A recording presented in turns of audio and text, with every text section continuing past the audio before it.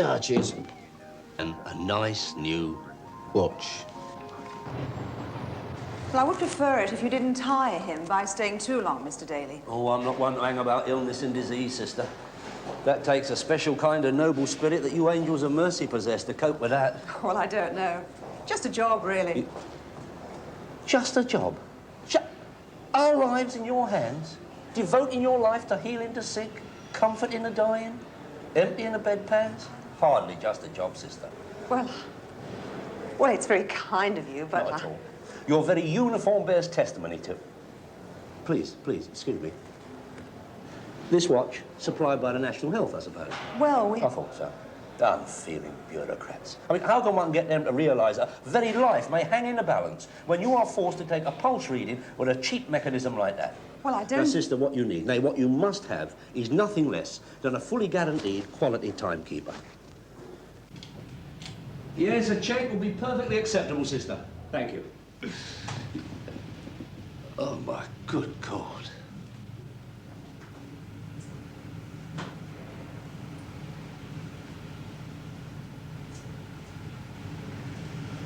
Hello, Arthur.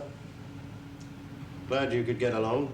Dear, oh dear. What did you run into, a brick wall? I didn't run into anything. I was walking across a road and a motor ran into me. Broke just about every bloody bone in my body, except my neck. Still, should be a nice little insurance claim. It was a hit-and-run job, Arthur. And the old Bill haven't been able to trace the car. Get the number, did you? Oh, naturally. Just as I was about to descend from 20 feet in the air and smash into the concrete, I whipped out my notebook, took the number, colour, make, description of the driver. Of course, my hand was shaking a bit, a shock, you know. And the pages were somewhat blood-stained. I see what you mean. Upset someone, have you? Well, I don't know, Arthur. I mean, you know me. I mean, I've been out of the villainy scene for years. Made a few quid and maybe a few enemies at the same time. Well, and if this is a comeback for some bit of naughtiness then, I can't see it. I've been legit for too long. I mean, it could be genuine. But then something happened to make me take seconds. Well, what's that then? Well, you know, I'm in the antique game. Got a nice high-class shop in Kensington. And a sort of partner. He knows how to handle the kind of upmarket punter we get. And? Well, Jim, that's my partner. He tells me that a couple of hooligans have been in the shop at the demand. What, protection? Yeah. Well, I mean, it's not the most difficult thing in the world, is it? To smash a Ming vase or to break up a Louis XVI chair. Or a human frame. Exactly. So you think this might have been deliberate? To get you off the plot? Well, I don't know. I mean, it seems a bit drastic. Yeah, I mean, I might have been killed. Maybe somebody just taking advantage of me being out of the way. I mean, I'm still very useful, Arthur. And I'd smash any bastard who tried to collect protection off me. But... oh, Jim, well, he's not the physical type. So you want someone to mind him, is that it? Yeah. And the shop. I've got just a man for you. Yeah, I heard you've got a good lad. Terry McCann, one of the best. I don't want one of the best. I want the best. I want the hardest. Well, isn't that what I said? My man is as hard as masonry nails, not an emotion in his body. Happy birthday, Gran. We start right away. I want 24-hour protection till it's settled. Well, you'll have to grab a couple of hours kit from time to time. He can sleep in. Sleep in? Yeah, it's a flat over the shop. Is that where Jim lives? Yeah, a spare bedroom. Right, now, Alex, about the fee. Oh, bill me, Arthur. I'm not concerned about the cost. Oh, yeah, but Alex, look, there are going to be some expenses up front. Well, what do you want me to do? Write you a cheque? Yeah, it'd be a bit awkward, like, wouldn't it? How's Gloria and the kids? That's all right. Visit regularly? The fact is, Arthur, Gloria and me split up some time back. No. You and Gloria? Oh, that is a turn-up. You and Gloria? I always thought you was a perfect couple. Well, we had our differences. I still visit her and the kids. weekends and when I can, you know. She know you're in here? Yes, she knows. Oh, I'm sorry to hear that, Alex. I always liked you and Gloria. Well, where are you living now, then? In the flat over the shop as well. It's part of my property. Come on now, Mr. Daly. You promised not to tire him. That is perfectly true, sister, and I am nothing if not a man of my word. And here's that cheque, Mr. Daly. Oh, thank you, sister. Well, we all try to help our fellow creatures in our own way, eh? I like to hope so, Mr. Daly. Oh, looks beautiful. And truly a bargain. Well, I'll be off. Now, don't you worry about a thing. I shall give it my full attention. Ah, before I go, I don't suppose... No. Bye. Arthur, you'll need to know where the shop is. Oh. Take a card. There's one on top of the locker there. Ah. And any problems with Jim, tell him to contact me. Right. I'll see you. Bye, sister. Bye, Mr. Daly. And thank you. My pleasure. Open up, Mr. Brompton.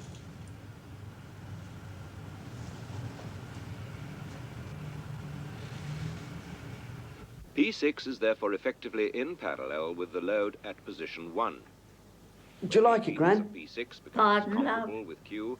The load at watch. position 1 is Do you like it? reduced, Oh, yes. and the gain Very falls. nice. Very nice. So you'll find that even with the lowering at high and low frequencies, the amplifier with resistive loads will amplify a wide band of frequencies. Fancy a cup of tea, Gran? And with negative That'd be feedback, nice. the bandwidth can be increased by lowering the gain. All this is easily followed by referring to the chart here. And as you can see, the action has the desired response. Now, at this point, I'd like you to refer to your figure 76. And you'll be able to follow the progression through from one to the other. As you remember, when a voltage in the A direction is applied to an overriding junction diode, Terrific. current consists of a similar number of poles passing from X to Y, Gran, and of Arthur's here to see you. electrons passing Happy from Y to X. birthday. Little something for you. Oh, I say. No, don't get up. Oh, thank you, Mr. Daly. However, Well, I don't know what to say. Aren't they lovely, Terry? Yeah, lovely. I'll just go and put them in a vase of water. And chocolate as well. Oh, I say. This current will consist you a predominantly cup of of poles Lovely. over the junction from X to Y. Oh, they lovely. Direction I didn't know you bought her flowers as well. shown on page Should I like to watch? of your notes is the What are you doing here? junction of the Got a job for you. X transistor. Well, I don't like the idea of living in. Oh, what's wrong with it?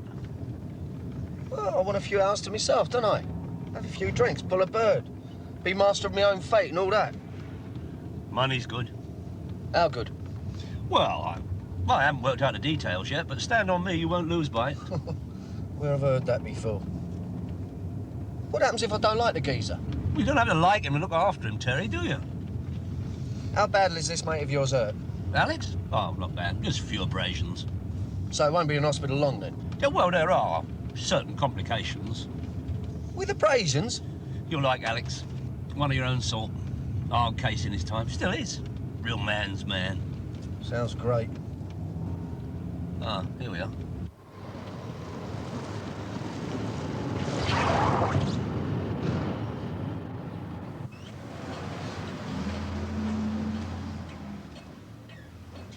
Ah, that's what you call a bit of class, Terry. None of your Portobello Road junk in here. Tell you what, that looked good in my kitchen, wouldn't it? Yeah. Nice bit of Formica on the top. Can I be of assistance, gentlemen? You must be Jim. Arthur Daly. And, this is Terry. I'm sorry, have we met? Well, we have now. I'm a business acquaintance of Alex's. I've just come from seeing him at hospital.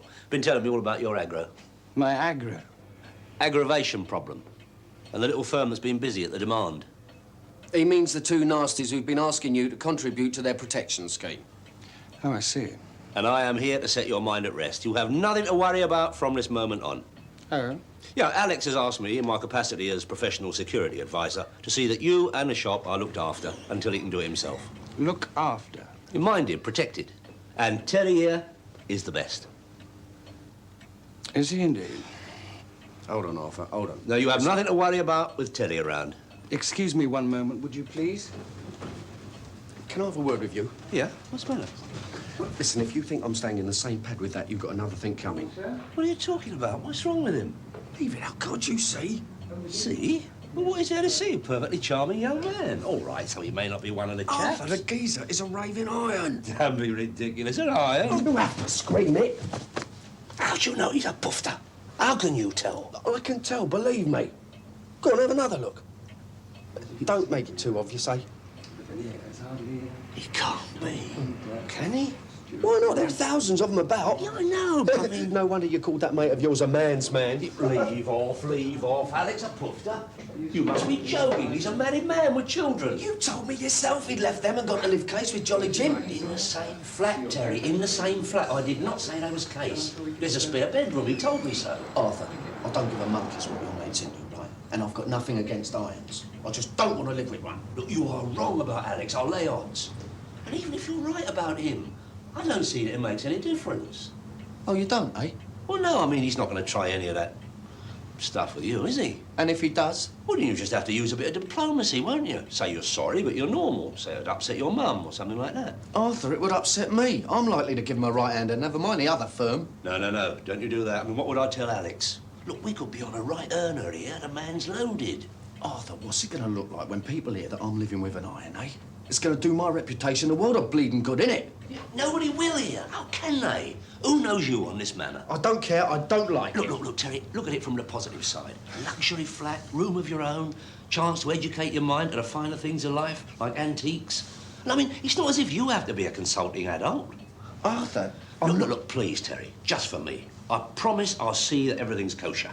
Well, gentlemen, since I've never seen or heard of you before today, you won't mind if I check with Alex about all this, will you? No, I'll come with you. Come with me? To the hospital. No, that won't be necessary.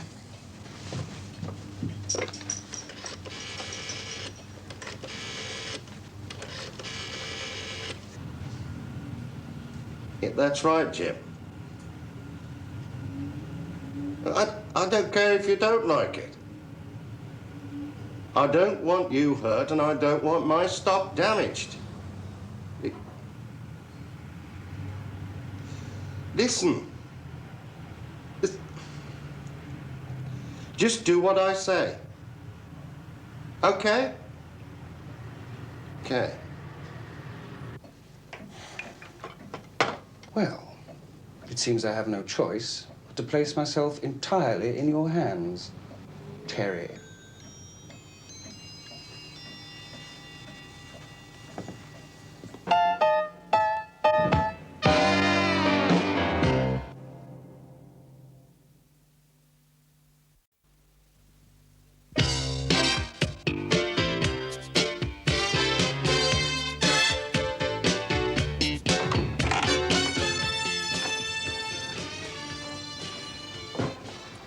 Oh, yes, very nice indeed. Oh, you'll be all right here, Terry.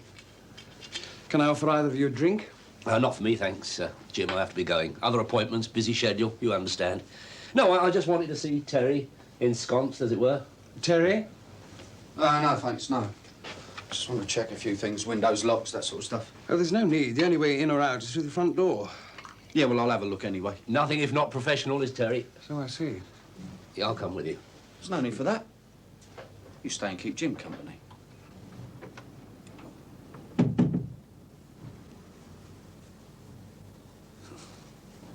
Oh, it's all right, Mr. Daly. You're perfectly safe.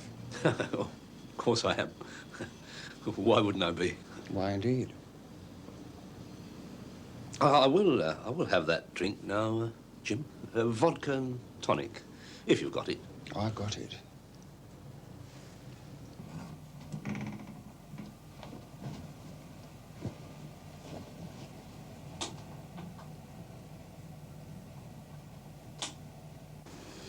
You known Alex long? A couple of years or so. Oh, you'll have met his wife then, Gloria. No, we've never actually met. Charming woman, charming. I was very surprised when he told me they'd split up. I couldn't understand that.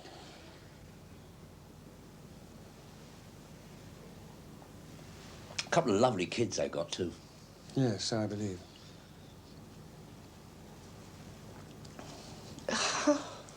How long you and Alex lived in this flat? About 18 months. Oh. It's very nice.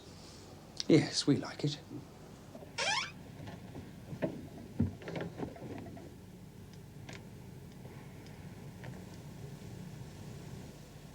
Oh, my God. Oh, no more for me, thanks, friend. Oh, Terry, everything all right? I trust mine's not the bedroom with all the fancy curtains and that. Fancy curtains? That's right. Yours is a spare bedroom. Oh, that'll be Alex's room when he's here. Well, I expect you'll be wanting to collect a few items. Toothbrush, what have you? Yeah, I suppose so. You know, I'll do that for you. Better stay now you're here. I mean, you never know when those hooligans are going to come back. I mean, they didn't give any indication, did they? No. No, they didn't. Right. Give us the keys to your flat. I'll nip round tonight and chuck a few things in a bag for you. Well, I'll come down to the car. No, there's no need for that. I'll come down anyway. Oh, right. Well, I'll be going then. It's very nice to... And as I say, with Terry here, you have got nothing to worry about. How very reassuring. These are Alex's keys. You'd better take them to let yourself in. In case we're not here when you bring Terry's things. Not here? Well, I may decide to go out. Out where? Out. I'm not a prisoner, am I? Well, no, but it'll be easy. That'll be all right as long as Terry accompanies you. Oh, come now. It's the shop they're interested in protecting, not me. No, but it's from you they want to claim their contribution, isn't it? Oh, so be it. About food. Food? Yes, food. You do eat, I suppose? Well, he has been known to eat beans. Beans. Yeah, human beings. Ah, I see a joke. It's terrific. Outside you. There's no need to cause unnecessary bad feeling with a client, Terry. He ain't your client. Your friend in hospital is. Ah, you know what I mean. He was taking a... No, he wasn't. You see, there you are. That's your inferiority complex again. He was simply asking you if you like some nice Cordon Bleu food. That's what I mean about a chance to educate your mind. Yeah, it ain't me mind I'm worried about. And I'll tell you one more time, if he makes any kind of move... Don't start all that again. A nice cushy number. Don't nose it by needling the geezer. Give us your keys. Do you want anything in particular? No, a couple of shirts, underwear, shaving gear, toothbrush, that sort of thing. Right. Hey, what was all that about the bedroom? Oh, it's super. You are wrong about Alex. Oh, yeah. Moule marinière. I do hope you like them. Shells look like they'd be a bit hard. Well, you must admit, it sounds a bit dodgy, Arthur. Dodgy? You sound like Terry. Listen, if you knew this, Alex, you wouldn't call him a woofter to his face, I can tell you that. Yeah, how's Terry taken to having to stay with the other one? Oh, he loves it, don't he? Here, what's the time, then? Oh, it's nearly 6:30. No, it's not. It's... Oh, mine seems to have stopped. Right. Same again, please, Dave. Right up.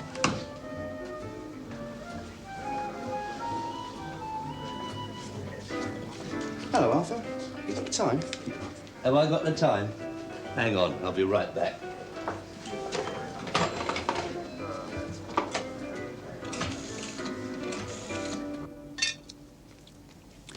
I'll do some coffee in a moment if you'd like some. No, I'm fine, thanks. That was smashing. Thank you. No, straight, it was really nice. Yes, well, I like to cook.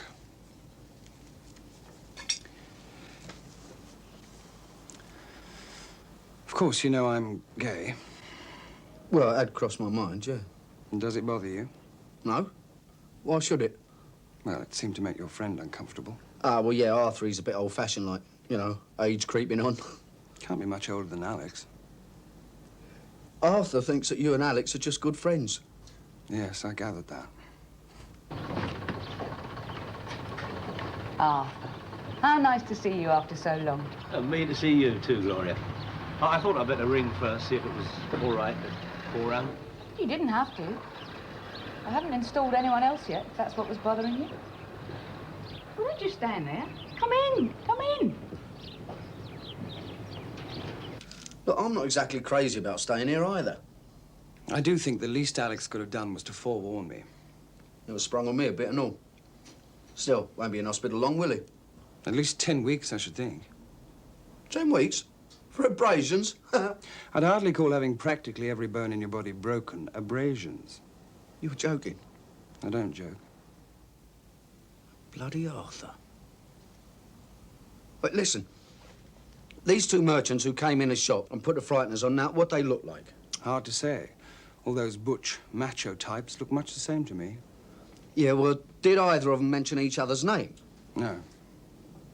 And they didn't say when they'd be back? No. It's funny, they usually do. I wouldn't know. 10 bleeding weeks. I don't know what to say. I mean, I can hardly believe it. Well, it's true. He finally came out of the closet. I'd suspected for some time, of course, but could never really prove it. But, I mean, Alex, he was always so... well, you know. To the outside world, yes. Bastard. I hope he catches something. Catches something? Oh, Gloria, you can't really mean that. Oh, yes, I bloody do. Help yourself. Oh, Tar. I mean, I can see, you know. I mean, I can see it upset you a bit. A bit? Well, a man is in hospital with a badly broken body. No more than he deserves. Well, he still looks after you, though, doesn't he? He pays the bills. Just. When he was still living with me, he was quite generous. I suppose that was the guilt. But now he no longer has anything to hide. He's turned into Mr. Tightwad. Do the kids know? That he's mean. No. He's, you know. That their father is a queen? Nah, of course not. Gloria.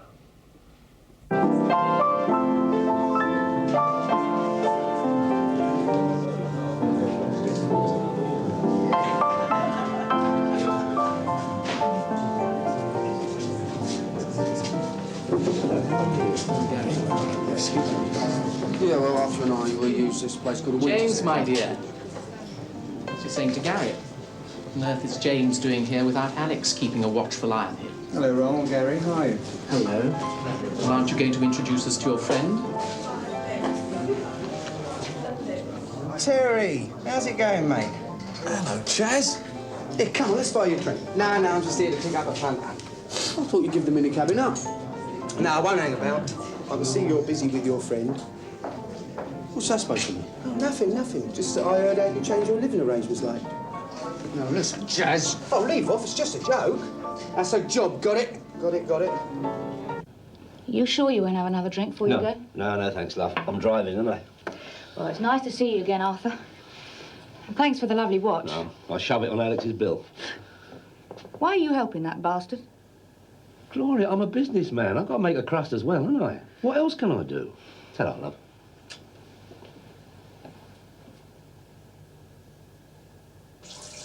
Do you want anything for supper? No, thanks, no. I just want to get my head done, all right? Cheers.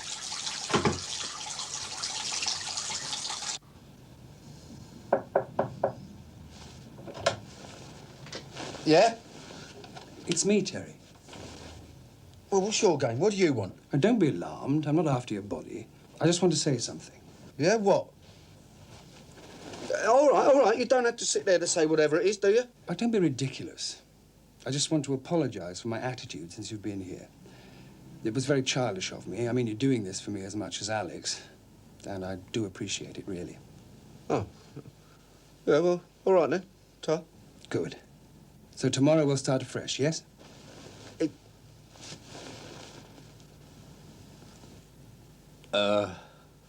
Your gear, Terry. I saw your light was on, so I just come up.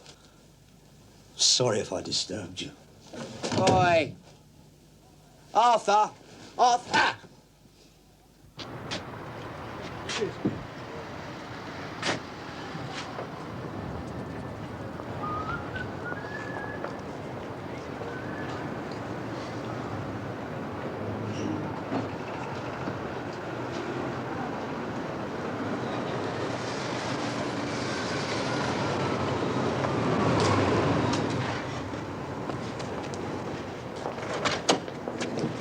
where the bleeding hell have you been for the last 3 days? Been a bit busy these last few days. Them watches is moving well. Oh, that's nice for you. Listen, don't you ever pull a stroke like that on me again. Like what? You know like what. That get out the other day when you left my gear. Terry, I am a sensitive man. I know when not to intrude on people's privacy. Well, listen, Joke. Little bit of levity to lighten the day. I must say I was a bit taken aback at the time, and I thought, what, Terry? Never. No. Unless there's something you want to tell me. Do what? Make a few sales, Jim. Listen. I'm here for Mr. Daly.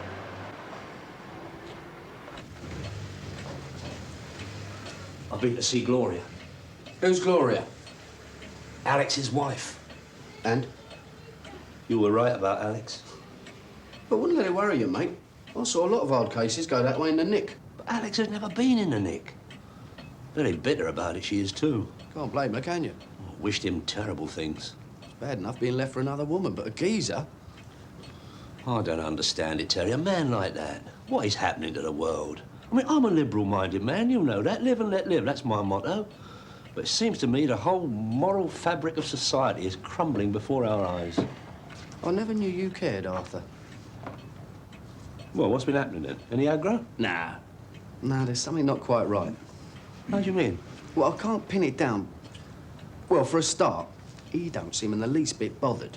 Well, naturally, he's got you here to look after him, hasn't he? Yeah, you might be right. Listen, I want to check out a few things. You stay here for a bit, all right? Hey, leave off. I can't stay here with him. Why not? Oh. Well, that's what you're being paid for. Oh. Well, talking of which... No, don't worry, you'll get weighed off. Look, supposing something happens while you're gone. Nothing's going to happen. I can't be seen spending time alone with a... I'm a happily married man. Think of the positive side, Arthur. Use it as a way of educating your mind.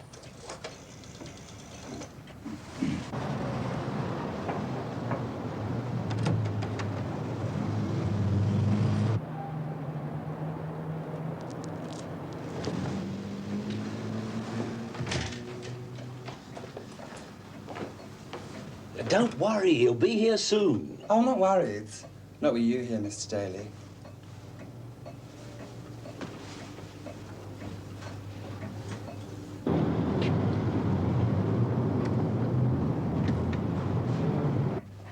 Jim, where's the little boy's room? It's downstairs. Ta.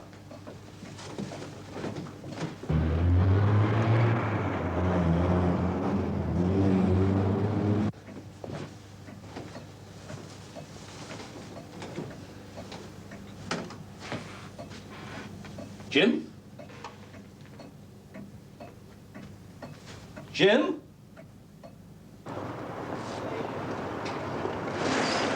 Thank God you're here. What's the matter with you? Why you been so long? Well, what's wrong? Jim's disappeared.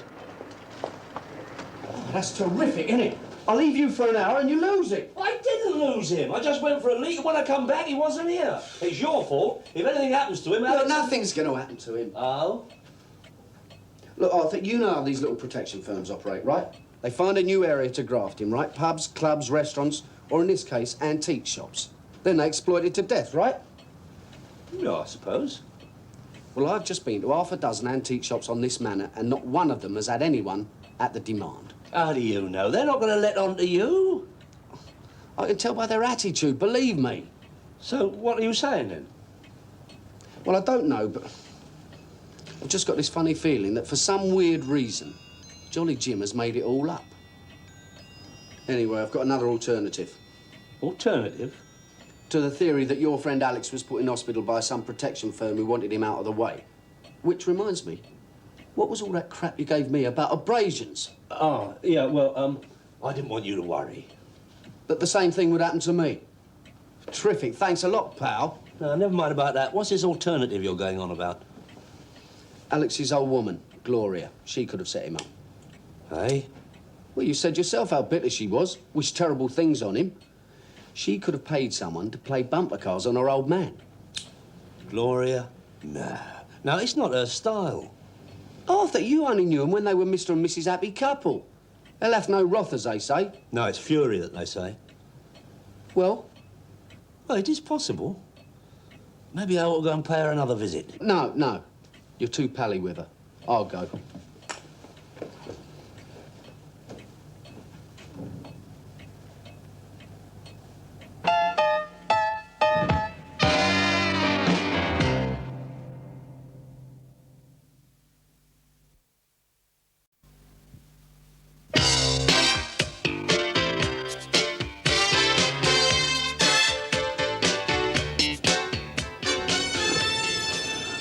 I don't believe this. I only came round here to see if you'd set your old man up for that hit and run. And I told you I didn't. Arthur said you'd say that. Oh, so this was Arthur's idea, was it? Well, it was sort of mutual, you know. Well, that's what friends are for. Well, Arthur's a friend of your old man's and all, you know. Arthur's nobody's friend. Not really. You remind me of Alex when he was younger. Well, let's hope I don't grow up like you, mate. Yes. Poor Alex. Poor Alex? Yeah, well, I feel sorry for him, really. But Arthur said you're all bitter and twisted and wish terrible things on him. Yeah, Arthur caught me at a bad moment. Every now and then I get overcome by resentment. Usually when somebody reminds me that Alex is actually living with a man. Man, for God's sake. It doesn't last long. I could never see him hurt. Not physically.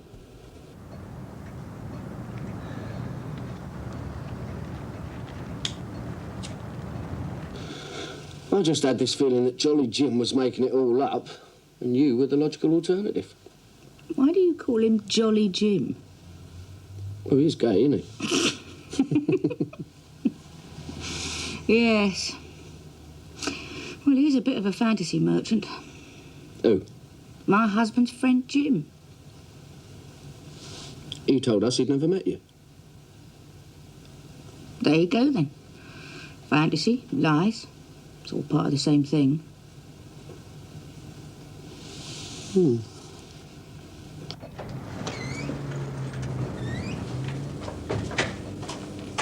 Hello, Mr. Daly. Where's Terry, then?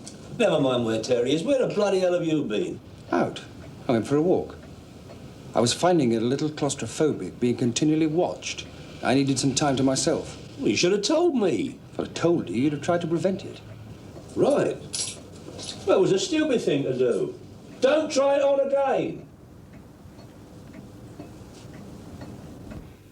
I used to go round there at the beginning, when I first had my suspicions. Confront him when Alex wasn't around. He'd deny it. Say it was absurd to suggest that he and Alex had that sort of relationship. God. At least if it was a woman, I could have scratched her eyes out or something. Then when Alex confessed, it all seemed a bit pointless somehow.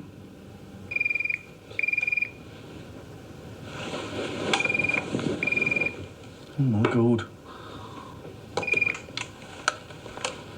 Yeah. Hello, Gloria. Oh, it's Arthur here. Oh, hello, Arthur. Is Terry there? Yes, he's here. Hello, Arthur. He's back. Said he wanted to go for a walk on his own. But he's OK, right? Nothing's happened to him. That is not the point, Terry. Something could have. Still could. You'll get back here right away. But, Arthur, nothing's going to happen. The geezer's a fantasy merchant. What? Has Gloria said something? She admitted anything? Well, she has revealed a few things. Revealed? What has she revealed? Arthur, please, I'm a gentleman. What are you talking about? Now, don't worry about it. I'll see you later, all right?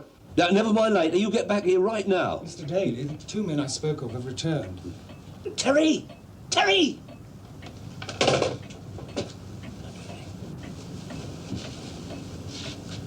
Who's this? Oh, just a passing punter, you know, browsing round. Goodness me, is that the time? Well, thank you for letting me look round. I really must be going now. I asked, who is he? Mr. Daly is my minder, I believe. No, not minder, no. You're a security advisor.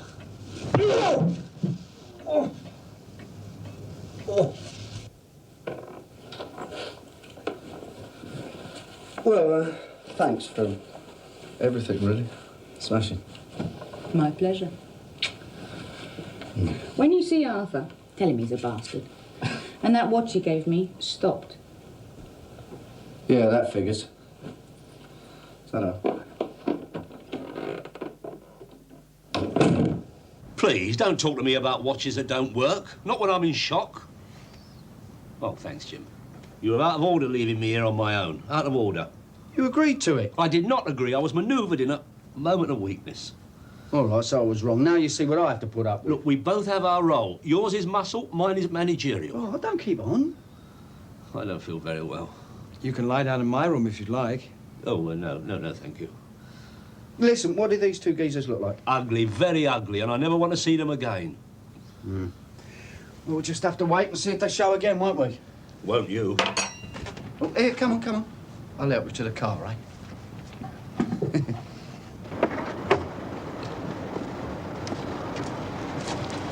So come on, what's the SP on Gloria? Oh, well... Oh, my good God, you never... Oh, Terry, you are disgusting. Gloria Brompton is a personal friend of mine. What's Alex going to say when he finds out, eh? I don't think it'd bother him too much in the circumstances. Terry, it's his wife. Who's his wife? Drive carefully, dear.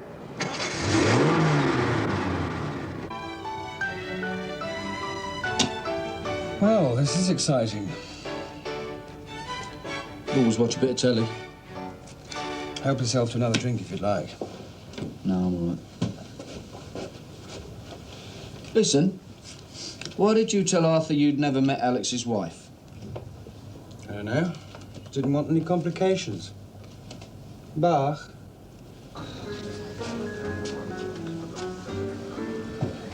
Have you got a time on you, Arthur?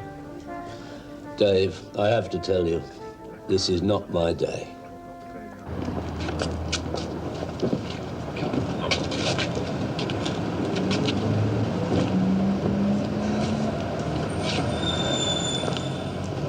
What's this then? Seller's market, is it? It's like this sometimes. Where's Terry? Oi, what's this? You're not supposed to be sitting here. What you doing? I'm doing what I'm supposed to be getting paid for. Ah, you haven't paid me for your grand's watch yet. You pay me and I'll pay you.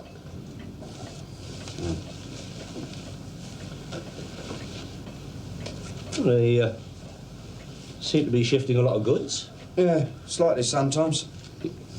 Well, that's funny. That's what Jim said. He says it to everyone. Anything happening? Have a look yourself. Not that paper, Terry, not the paper. Here, any aggro. No. Well, there is one thing. What's that? I'm suffering from a terminal case of boredom. Never mind that. The longer you're here, the bigger an earner we're on. We? Yeah, I've got to go and see Alex, give him a sort of progress report. See, I was just checking up. I must confess, Terry, I don't fancy facing him. Not since I learned about him, you know. Don't worry, he can't make a pass at you all plastered up. That is not what I meant, and you know it. He's a mate of mine, drinking partner. Give him a kiss from me.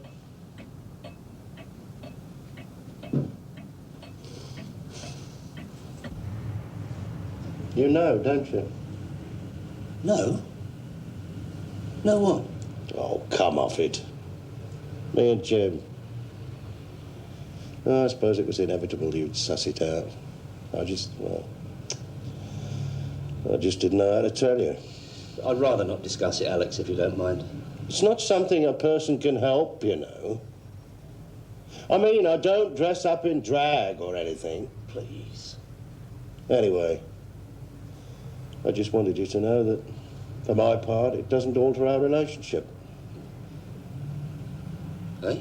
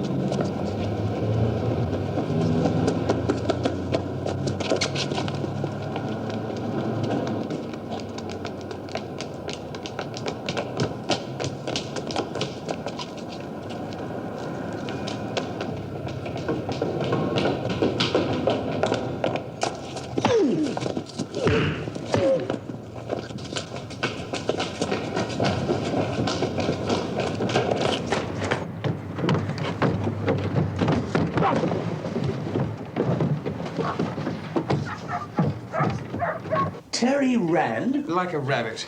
A minute ago before you arrived. I could hardly believe it. Well, neither can I. Which way did they chase him?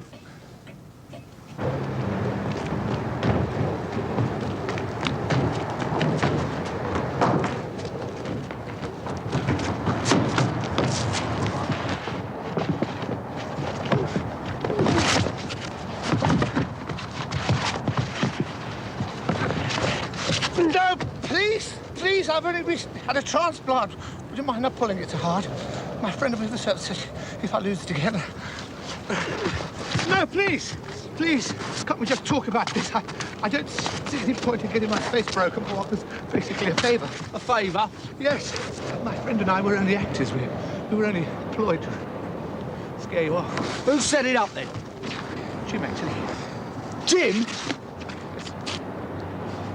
God. I don't believe this. But,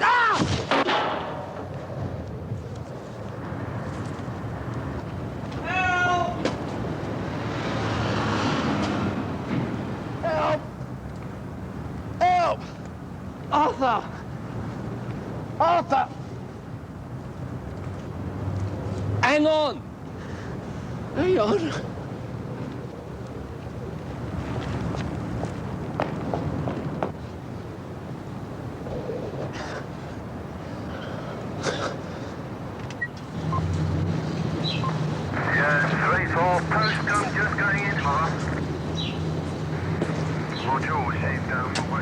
You the gentleman who called the fire brigade, sir?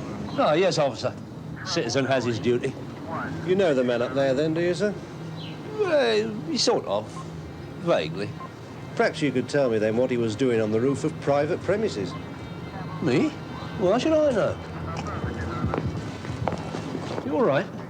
You're never going to believe this, Arthur. Perhaps I would believe it, sir. Oi! Yeah, and you can come and explain it to your friend in the hospital. I've told you there is nothing to explain. Never mind that. Just get in a car, will you?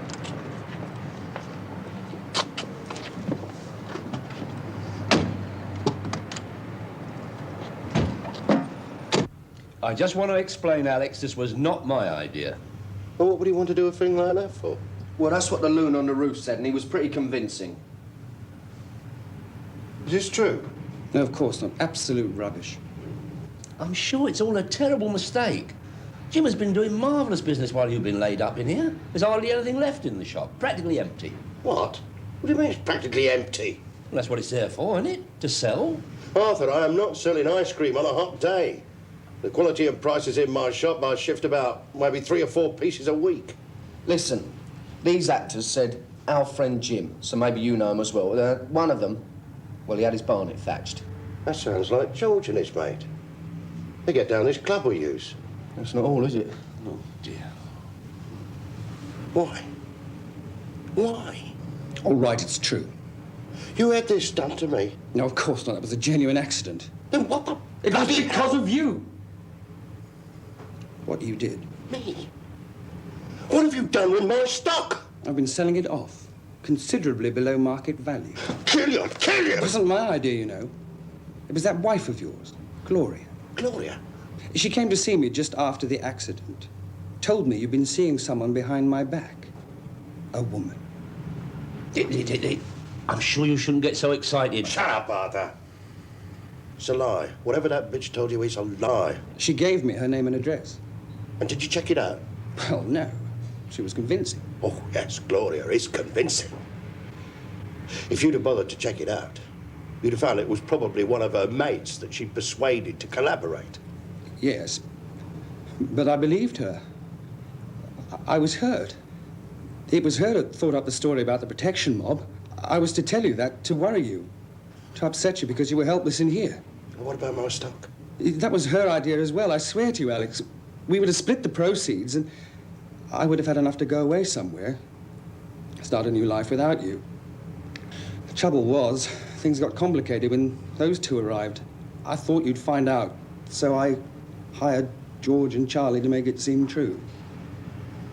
You done this to me. After all I gave up, after all I'd done for you, you turned me over. I'm sorry, Alex. Truly, I am. I thought I'd lost you. Please forgive me. In case you want to get in touch with me, my home number.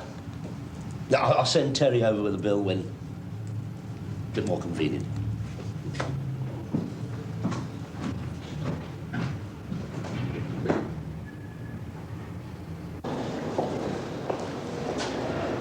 I'm going to get you, mate. It takes all sorts. Oh, Mr. Daly! Mr. Daly! I'd like to have a word with you, please, about this watch I bought from you. Terry, I think you really will have to have a word with that slippery fellow who sold you this duff job lot. Yeah. Yeah, and I'll take my granny along too, shall I?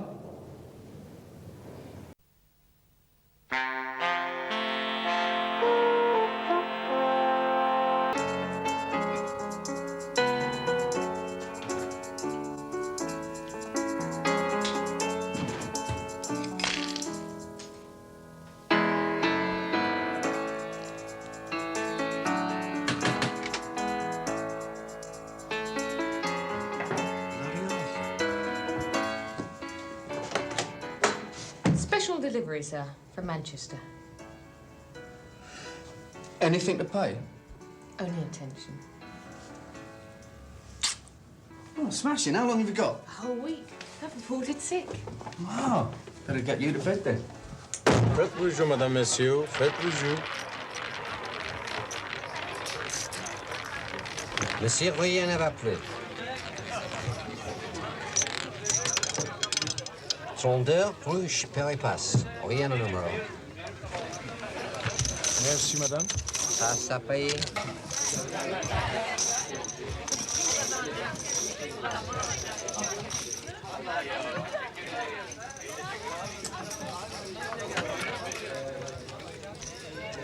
Evening, Morris. Hello, Arthur. I thought you promised Maureen. I have. Oh, can't keep away, eh? I know the feeling. Heard indoors made me promise to give up to Gigi's once. I spent all my time in the betting shops. Without having a flutter? Oh, leave off, Morris. What was it Karl Marx said? If you can resist anything except temptation. Faites plus jour, madame, messieurs. Faites plus jour. 25. Pardon? 20 bloody 5. You're supposed to be a maths teacher, aren't you? What? Monsieur, rien ne va Good girl.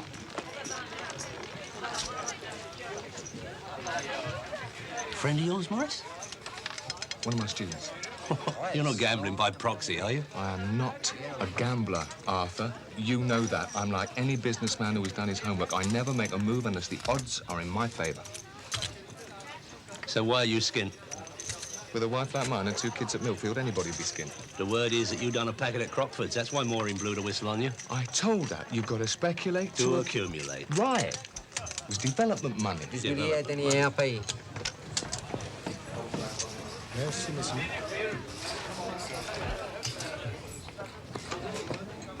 Got to take a break, Mr. Michelson. All right, Mr. Horner. I'll keep your seat warm for you.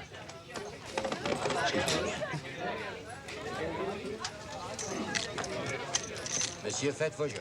Another of your students, Morris? Yeah. What is this? An adult education course?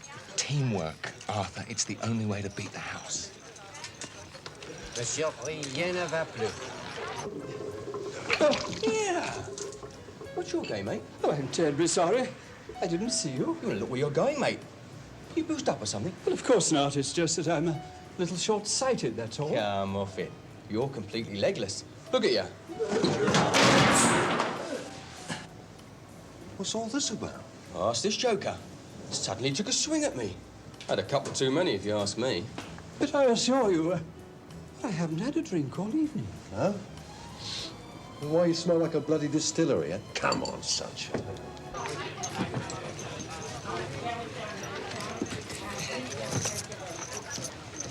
Something wrong, George? You tried to smash up the washroom, Mr. Parsons. Do you want to press charges? No. Just show him the way out. Go on.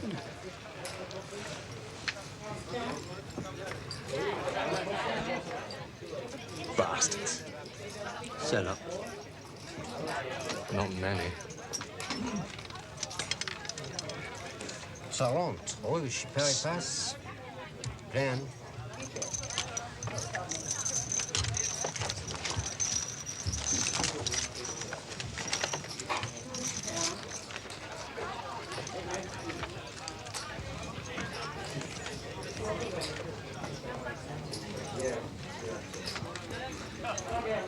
They all members of your night class, Morris?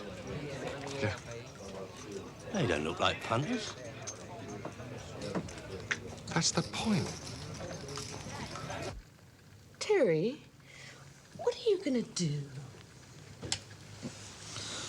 Well, I've got a few ideas. No, with your life. Oh, come on, love. I thought this was a social occasion. Well, what's going to happen when these muscles aren't muscly enough anymore? Dunno. Suppose I'll have to go back to flying Concords. You never make any plans. You just drift around letting that Arthur con you out of your hard-earned wages. You should be saving for a rainy day.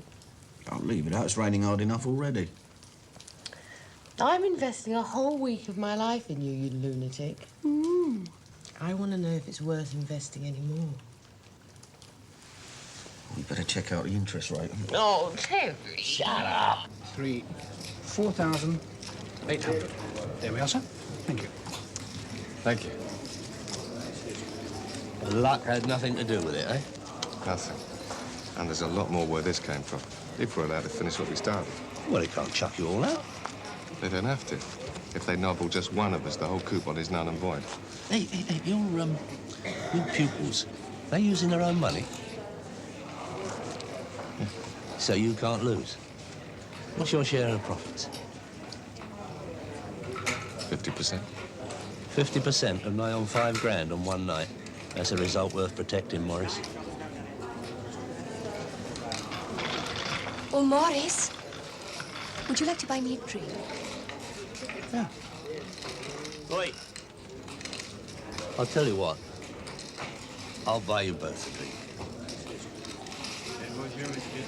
Could be big money, Terry. I've clocked the potential. Two of them won nearly £5 between them. Yeah, but how much did the others lose? Peanuts. That is the principle of Morris's system. See, working as a team, the punter is always ahead of the game. And what is more, Morris doesn't even use his own money. Yeah, all right, so they were lucky. Tomorrow they'd be unlucky. Look, if Morris has a system and he says it works, that is good enough for me. He is a pro. Yeah, I know. I've seen him in action, remember? He's seen you in action too, which is why he wants to hire you. Hire me? Yeah, to look after his 6 punters. You see, if one of them can't take the field, the game's off. No, I'm sorry, mate. My flag's down this week. I'm on holiday. Holiday? Freelance like you can't have holidays. You have to take the work as it comes. No, he bloody doesn't. You ought to have more respect for Terry Arthur. You need him more than he needs you. I do not. Need him? Yeah, minders are 2 a penny. Not minders with brains. All right, I grant you, Terry is a slight cut above the average. But he isn't Henry Cooper, is he? He isn't exactly snowed under with offers of deodorant commercials. Look, Arthur, come on. Oi! Excuse me. Do you mind not talking about me as if I wasn't here? No, I'm sorry, Arthur. I'm not available. Oh, suit yourself, son. Oh, I was just trying to slip you a quick 600. How much? Well, no point in talking about it if you're not interested. Did you say 600 for just 1 week's work? Look, my agreement with Morris is 10% of his 50%. He reckons they can clear £5 a night, so work it out for yourself. No, maybe not. Look, 6 times 250 is 1,500. Split 60-40. No need to ask which way. Women. Always did get in the way of a relationship. You think about it, Terry, and give me a bell, eh? But don't leave it too long, because there's plenty of fellas who'd break a leg to earn that kind of money.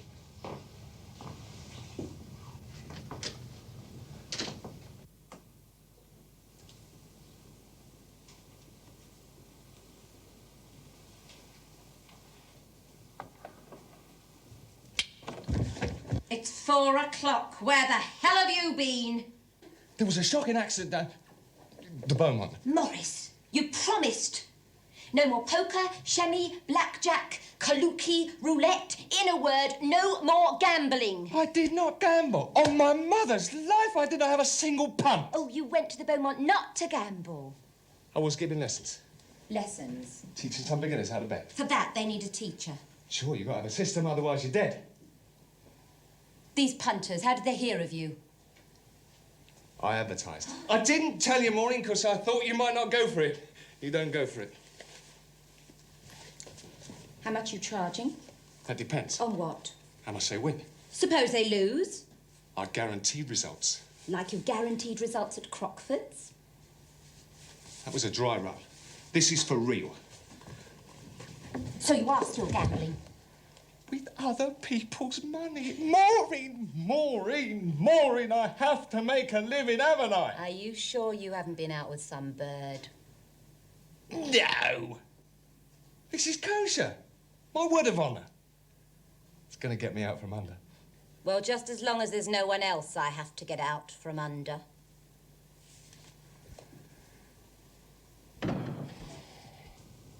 It's an offer you can't refuse, isn't it? 600 quid, you must admit, it is a bit tempting. More tempting than me. Look, we'd still have all the days together. Just as long as you don't fall asleep. Now, when have I ever fallen asleep, eh? Eh? I just thought of something. Look, there are 3 birds on Morris's team, right? Well, there are some places I can't follow them. You're not trying to turn me into a minder. It means we've been together, wouldn't it? And you might earn yourself a few reddies, 100 quid or something. 100 quid for a week with you? Makes me sound like a whore. Oh, get out. If you were on the game, you could charge a lot more than that. Could I? I've got to be honest with you, Terry. It could get dodgy. I mean, they can't actually throw us out, or we could complain to the gaming board. But they've started getting a bit naughty. Yeah, but I don't get it. Look, roulette is a game of chance, right? And the house always has the edge. So what have they got to be scared of? Well, they're scared of me. They know I never go into anything unless I have the edge. Yeah. Oh, cheers. You mean it's a sure thing? Bloody hell. Look, a team of 6 can cut down the chances of big losses to an absolute minimum. Every night, 1 or 2 of them will hit a winning run that can turn a small punt into a very big payout. Safety in numbers. I've spent a lot of time and effort on this system, Arthur. Now I want a result. How long do you want? A week. I'm not greedy. I just want a fair return on my investment. And that manager, Parsons, he don't like losing. And already he's seen enough to know he's on a hiding to nothing. Try another club. No, it's too late. The world will have gone round by now. They refuse us membership besides. Besides what? Besides that bastard Parsons. I owe him one. First he bars me from his poker tables. Now he's putting the frighteners on me punters. And they're getting a bit nervous, you mean? Well, they'd feel better if they had some protection. Right. You need some evening schmutter, Terence. I might be able to help you there. Oh, I've got that blue suit of mine, that's all right, isn't it? You can't wear that whole thing. No, you want a proper DJ, bow tie, you know. Look, I've got a consignment of DJs here, just in from Czechoslovakia. Get your jacket off. I'll rent you this one cheap. You'll rent it to me? Well, with an option to buy, of course. Here, I'll try that on for size. Hold on. You get a mirror, would you, Morris? Yeah. Ta. What about Penny? No doubt you've got a concession of evening gowns from Romania. Funny you should say that. I know where I can lay my hands on a lovely little creation. One of next year's Paris collections. Next year? Yeah. Fella knows a fella. Been working there for months making copies. Look at that. Look at that, Terry. That could have been made for you. Ace. Seems a bit tight. Yeah? No, it's the way you're standing. Stand up straight. That's it. That's it. Lovely. There you are. Nice shirt to go with that. What do you want, flat or frilly? Flat. Flat, yeah. Pair of pumps. What nice tie. Bow tie? Bow tie, yeah. Nice bow tie. Yeah. Lovely. Right. Hang on. I'll go and get one.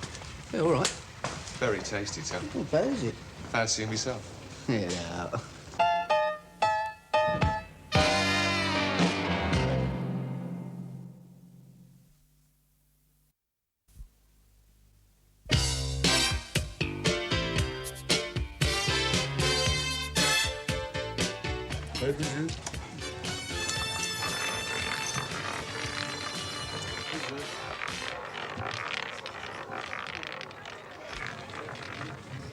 Monsieur, rien ne va plus. 29 Nord Imperi Pass. Rien au numéro.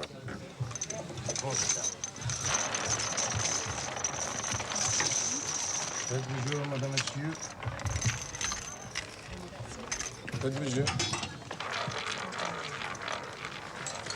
Waiter, may I have a cup of coffee, please? Black. Certainly, madame. Monsieur, rien ne va plus. 13 Nord Imperi Rien au numéro. 12 milliers dernier pays. Who are all these people?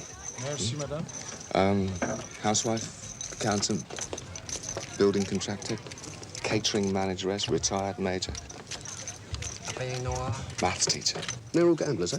No, none of them have ever played before. I didn't want spielers. They're liable to go off the rails and do their own thing. You expect them all to win? No, of course not. But with my system, the ones who win far more than the others lose. You'll see.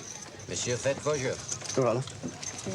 Faites bonjour, madame, monsieur. Faites bonjour. How are you doing? C'est la carte première. I don't understand it. This geezer and me, we've hardly had a win all evening. I should stick to the Major if I were you. He's cleaning up. Monsieur, rien ne It va don't make no difference. Whoever I stick with, they all seem to hit a losing streak. Yes, Arthur, that's what I keep telling Terry. 19 Rouge Imperi Pass. Rien au numéro. Your coffee, madame. So sorry, madame. Bloody delivery. Hold on, relax, calm down. Accidents happen, right? You okay, love? I'm all right. I'm back in a moment. Go and look after her, please. Voilà, monsieur. Pardon moi, madame. Sorry, love. She's coming back. She'll only be a minute. Voilà, monsieur, merci. Passe à payer. Well, you took that very calmly. Well, the way things are going, I could afford a new one. Yes. I've been watching the Major. He's over 3,000 ahead. Well, it's just as Maurice predicted. I think he's a genius, don't you? Fancy him, do you? Oh, it's not that obvious, is it? Imperi Monk. Call themselves gentlemen. I've been standing for hours, and not one of them have let me have a seat. Well, I mean, I'm not really into Trouble. women's lift, Couple of passing birds, probably. but you'd think some of these blokes would learn some manners. How's the injury, Mr. Orner? Oh, bit painful, Mr. Michelson. Must be all the damp weather we've been having. Faites bonjour, madame, monsieur. Faites bonjour. Faites bonjour, madame, monsieur. Faites bonjour. Monsieur, rien ne va plus.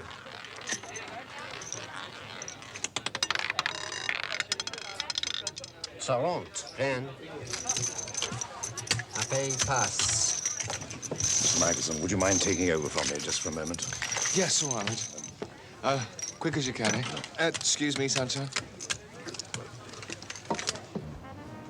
Not your territory, this, eh, Major? I beg your pardon? Take my advice. Quit while you're ahead.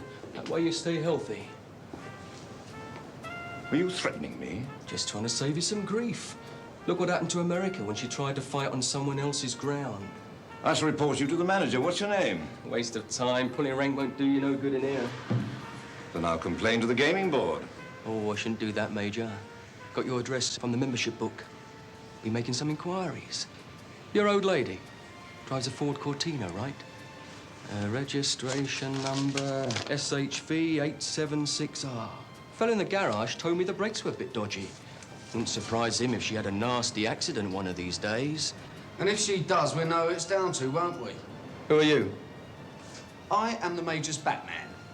I do all his dirty jobs. Yeah, well, I was just saying, you should take the money and run. Thank you, Major, if you don't mind. I need a little chat.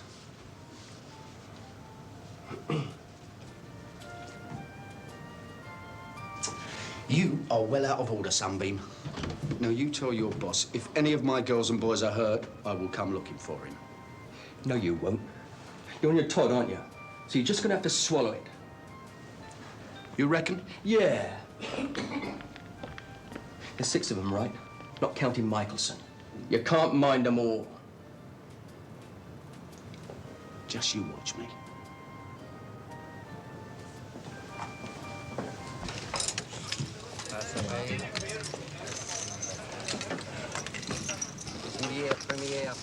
We've got a problem. Why? I think they're going to try something, probably away from here. Well, how do you mean? Well, they've got all the names and the addresses from the membership book, haven't they? How'd you suss that out? I just caught a geezer trying to put the screws on the Major. Now, luckily, they picked the wrong bloke, right? But it's not going to take much to scare some of the others off, is it? And I can't split myself 6 ways, can I? No. We're going to have to keep them all together, all the time. Yeah, I think you're right. Where? Hotel or something? No, that's money. Hey, how about your drum? My drum? Yeah. Oh, leave it out. I've only got one bed, remember? And I like to choose who I share it with. You got the floor, haven't you? And I can lay my hands on some very high-class sleeping bags. Mate of mine bought a job lot from the last Everest expedition. No, I'm sorry, mate. Penny will never wear it. I'll tell you what I'll do. I will split the take with you, 50-50. Now, I cannot say fairer than that, can I? Well, no. She took the week off just to spend it with me. Well, she will be spending it with you. Well, so will half the population of bleeding London. Hey, look. Look on it as a sort of test. If she stays the course, then she really cares. And if she don't, give it that. 31, Noir, Cherry Pass. Another 3 nights, you reckon, Boris, eh? That's all we need, and we'll murder them. Well, don't you worry, they'll be quite safe. Terry?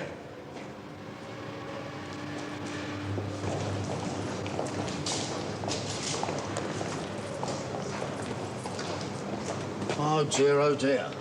Ah, no sweat, Morris. By the end of the week, they'll be buying you a complete new motor. Hold on. No. Hang loose a bit. Keep calm. Yeah, look after him, will you? You and Arthur. Tell I'll get a cab. You'll keep cool, Fetch eh? all your cars up and we'll go back in coffee. Oh, Morris, your lovely car. My Minnie's just outside. Can I drop you? Yeah, of course, mate. There's a phone at you give him 5 feet.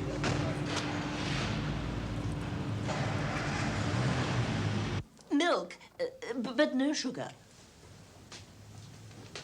Coffee, please. Strong and black.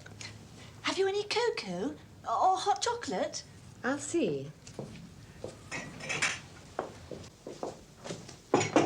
2 teas, 2 coffees, and a cocoa. Cocoa? Or hot chocolate. Make it 3 teas, then. Could you do it, please? Just...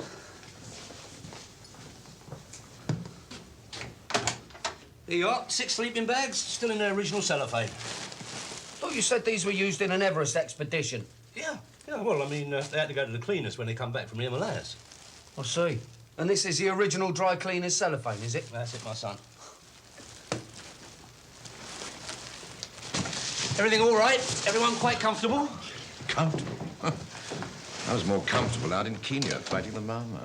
I'll be fair, Major. You had all the amenities out there. Naffy stuff for cut-price booze, all the local talent you could manage. You can't expect Mr. McCann to compete with that, can you? Terry, how long are these people staying? Well, it's a bit odd. Come on, out with it. How long do we have to put up with this invasion? Well, Arthur thinks maybe a week. The whole week? You invest. That I'll make it up to you. I don't fancy playing love scenes in the middle of Piccadilly Circus. Oh, come on, every other week's. I wouldn't bet on it. Oh, if that's anybody else wanting to make a reservation, tell them you've got plenty of room. There's a couple of inches you haven't let behind the record player yet. Isn't that tea ready yet? Hello? Tell. Oh, hello. Maureen's been snatched. You sure? Of course I'm sure. All her clothes are still here. And her jewellery. I mean, can you imagine Maureen taking off in the middle of the night without her sparklers? And you reckon it's Parsons? It's gotta be. I'd get her back as long as I promise never to darken his doors again. That's a job for the old Bill, isn't it? No, look, well, hold up, Tell. I mean, I'd rather keep it in the family. See what you can do, eh? Me? Well, if the old Bill gets a bit busy, there'll be no more pay nights at the tables. The publicity could finish us. Oh, yeah. And what's a wife compared with a wheel and a little white ball, eh? Ta-da. Arthur. Come here. Can you hang about here for a while? Why, what's the problem? It's Morris's old woman. He thinks they're holding her to put the black on him. What can you do? Well, I don't know, slap a few wrists, I suppose. Hey, look, I did a deal with Morris for you to mind this lot for him. If you're going to go tearing around looking for Maureen, I'm going to have to renegotiate. That's right, Arthur, yeah. And if I have to fish her out of the river, that's got to be worth another 10%, isn't it? Terry, where are you going? Oh, someone at the door. Hello, love, come in. Come in. Just in time for a nightcap. Hello, my dear.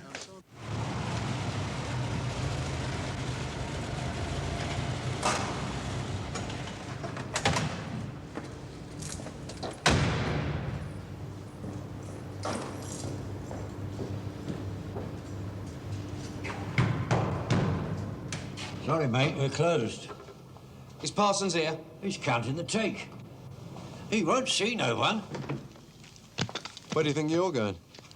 To talk to Parsons. What about? That's between him and me. Wrong. It's between you and me. You say so.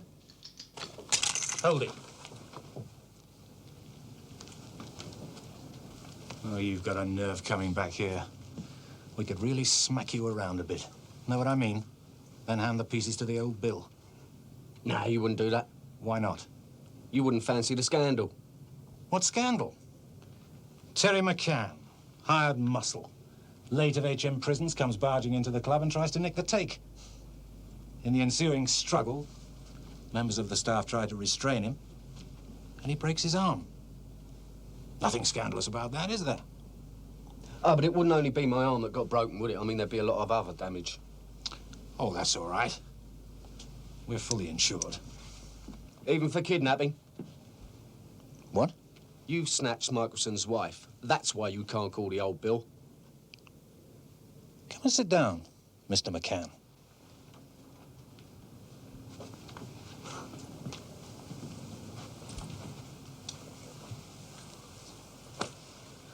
One minute you're going to break my arm.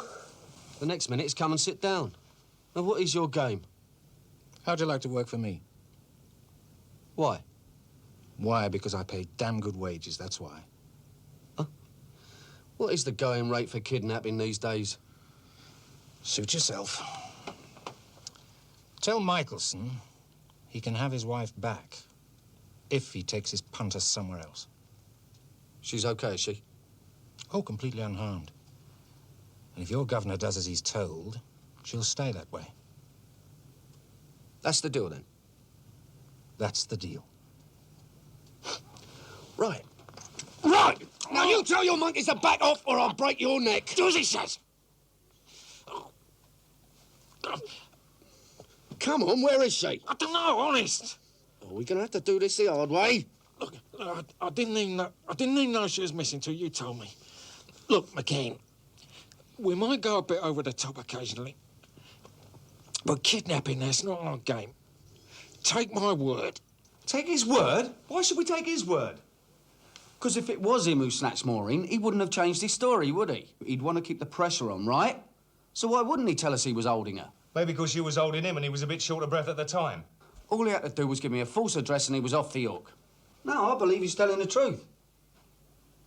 All right. So where is she? I'm sorry, old son, but that's your problem, innit? I've got to be getting back. Yeah, hang on a minute, Terry. I've got to find her and you've got to help me. Well, why not report her missing? Well, she's not missing, is she? Yet? Well, I mean, not for certain. I reckon you and me, we could ask around a bit first, couldn't we? Hold on. What about that flat full of punters you've given me? Well, Arthur can look after them. Oh, look, that bird of yours, do you think... What's her name? Penny. Yeah, Penny. I mean, do you think she'd come round here and sit by her phone? As it happens, I think she'd do anything to get out of there at the moment. But you've got to ask her. I'm not exactly flavour of the month at the moment. Oh. Yeah? Morris? Hey, look, what's happening? Where's Terry? Well, send him home, will you? I've got to get out of here. Even her indoors is better than this. What? Yeah, all right, but it'll cost you. No, she's here on the floor beside me. Yeah, all right. Ta-ra.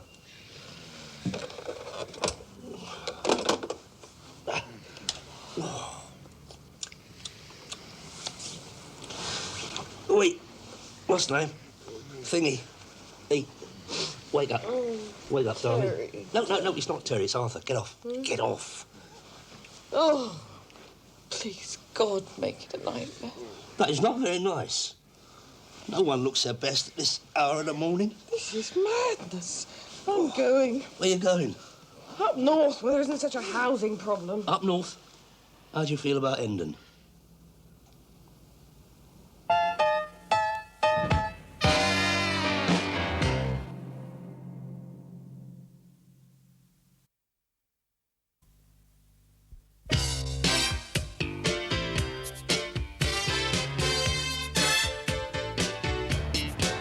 Look, there are thousands of women swanning round Brent Cross every afternoon. Who's going to remember Maureen? Anybody she bought anything from. She's the last of the great hagglers. Yeah, but there's nothing special about her, is there? I mean, be fair, she don't exactly stand out in a crowd.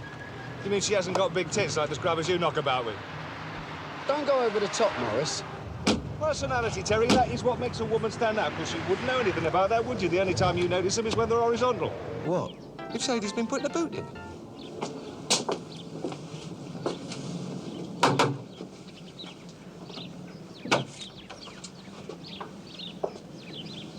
We'd like a word with Mrs. Gilbert, please. Maurice Michelson. I'll see if she's in. Cheeky cow. Listen, are you sure you want me along? You're supposed to be a minder, aren't you? This is where you start earning your wages.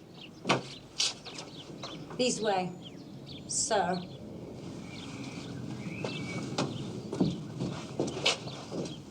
Sadie, long time no see. How you been? You're looking wonderful. Cut the crap, Morris. The reason we don't meet is we can't stand the sight of each other. Who's little boy Blue? This is Terry McCann. He's helping me look for Maureen. Taken off again, has she? About time, too. I was wondering if you knew where she was. Me? Why should I? Well, for a start, you spent yesterday afternoon with her down at Brent Cross. We have been having a nosy, haven't we? Did she say anything about going away? What do you care? Sadie, be nice. I'm her husband. It's a bit late now, isn't it? If you wanted to keep her, you should have started acting like a husband years ago. Now, what's that supposed to mean? You're a schmuck, Morris. You always have been, and you always will be. I've told Maureen. What can I say? If there's anything I can ever do for you, don't ask me. It's what you've ever done for her. You're a lazy, good-for-nothing scrounger who can't even be bothered to get a job. I got a job. Just 'cause I don't work regular hours don't mean I haven't got a job. Gambling's not a job. It's just an excuse for a night out with the boys and the girls. Oi, hold on. Now, what are you on about? Oh, it talks. I beg your pardon? This geezer's just lost his missus, right? He don't need all these verbals. Now, do you know where she is or don't you? As it so happens, I don't. And even if I did, I wouldn't tell you. That I can believe. Look, if she's decided she's had enough, good luck to her. The best thing she can do is get a divorce. What, and take him to the cleaners like you did your old man? I think you'd better leave. I think you're right. Come on, son. She obviously don't fancy fellas.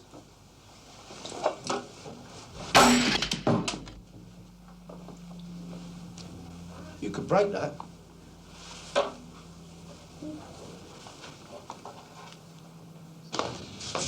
Thank you. Mr. Daly. Oh, thank you, my dear.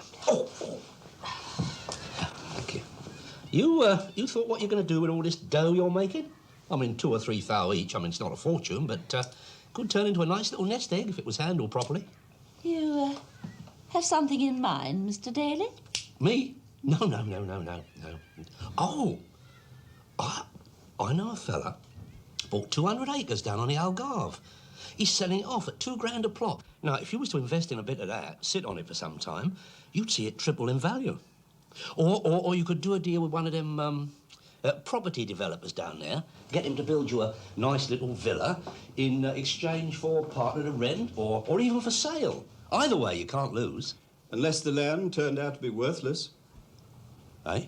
I had a client who invested 10,000 in just such a scheme in the south of France. Well, the area was just as the vendor described, except he forgot to mention the nuclear power station in the middle of it. That is just bent, isn't it? Honestly, some of these villains, they've got no principles at all. I do not know how they get away with it. Woman? What's she sound like?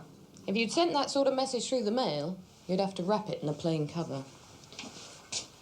But she didn't seem to be in any trouble. Trouble? If she could have reached through the phone, I'd be the one in trouble. It's got to be Mo. Yeah, but why'd she walk out like that? Do you have a row or something? Nothing important. She accused me of being out with a bird, but I told her it was strictly business. She believe it? Yeah. I mean, she wasn't too pleased when she heard what her business was, but... Well, I said I've got to make a living. So the last time you saw her was when she left for Brent Cross, right? Yeah. Where she met Sadie, who probably told her you were no good for her. Yeah, she's heard all that crap before. That's no reason for her to suddenly go on the missing list. Dwell.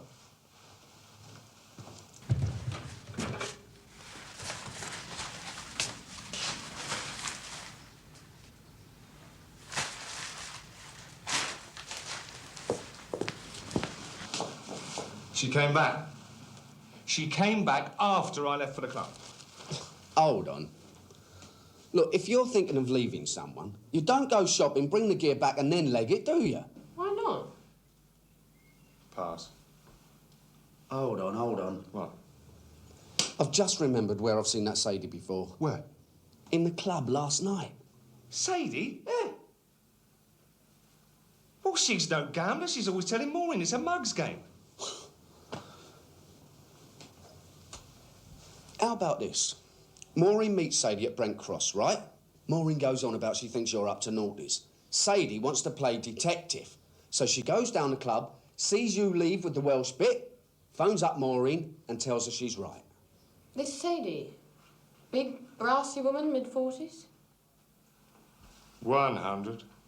She came into the ladies when Jackie and I were talking. She must have overheard what we were talking about. Well, what were you talking about? Morris. And how she fancied him. Oh, my God. That still doesn't explain why all her stuff is still here. I mean, where can a woman go without a change of clothes? Nudist colony? No, sorry. Close. The Grange. The what? The Grange. It's a health farm near Arkley. Maureen goes there when she's depressed. Ah, there you go, then. No. There you go, my son. You're going to have to bring her back to her. Listen, you can explain to her that there is absolutely nothing between me and that bird. I mean, maybe she'll listen to you. Yes, you tell. No. Manage that, can you, Terry? Just describe the relationship between you and me. She'll get the picture. Come on, Penny. Listen, there's no need for you to throw a mood.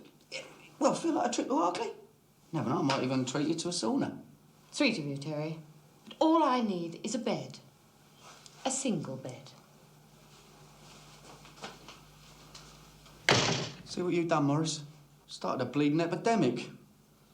Oh, no, that comes later. After you've heated it up, and then you let it cool down.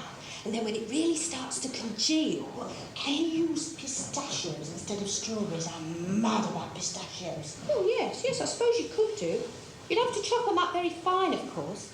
Then you could spike the vanilla with a little kirsch. Oh, Terry. shut up! I beg your pardon? I came here for some peace and quiet, not to listen to a couple of pot bellies rumbling. Excuse me, ladies, I just want a quick word with Mrs. Michelson. That's it, son. You take her home to Dad. This is no place for skeletons. Can we go somewhere and Look, you're chat? wasting your time, Terry. Morris wants you to come back. He's ever so upset. So upset he sent the office boy. He had to go to the club, look after his punters. That Welsh tart, you mean? She's the one he's looking after. He's not chasing that bird, honestly. Sadie got it all wrong. You talked to Sadie? Yeah, right mixer that is. I suppose the voice that answered the phone at my own home was a recording. Nah, that was Penny. Penny? That's my bird. She was just answering the phone while we went to Brent Cross. To look for me? Yeah. You got a motor, Terry? Yeah. Any tang about then. Well, what shall I tell Morris? Tell him I'll be back tomorrow. Terrific. Monsieur, rien ne va plus.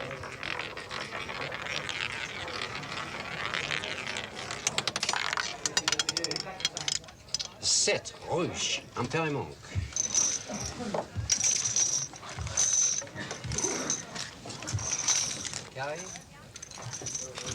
You shouldn't have sent Terry out of town, Morris. You really shouldn't have. I mean, who's going to look after this lot if there's any bother? There won't be any bother. If they start anything, then no Terry will come looking for them. That'll be a lot of use to us with our legs in plaster, won't it? Arthur, relax. You're insured against minor injuries, aren't you? You have got no priorities, Morris. That is your trouble. There's plenty of time to go looking for your wife when all this is over. No point in leaving your investment unprotected. It is not unprotected. We've got you, haven't we? Voilà, monsieur, merci. Hold it, Sunshine! Anything wrong? Not many. I've seen kids do it better than that. I don't know what you're talking about. No. Get your coat off. Don't be funny. Mr. Parsons. Yes, Mr. Michelson. Our friend here. He's got 1,000 chips up his sleeve. He took them from the top of this lady's pile. I want him searched. Now, look here. Just a moment, sir. You realize, Mr. Michelson, that's a very serious accusation. And if it proves to be unfounded, this gentleman could sue you for slander. I will. I didn't ask for legal advice. I asked to have him searched. Very well. Shall we do it in the office? Please continue, ladies and gentlemen.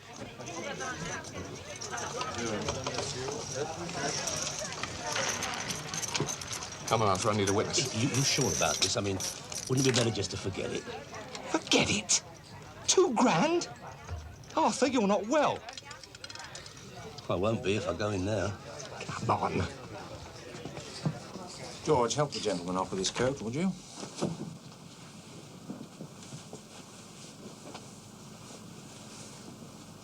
Now, Mr. Michelson, you say this gentleman has chips up his sleeve. Which one? The right one. Roll up your sleeve, sir, please.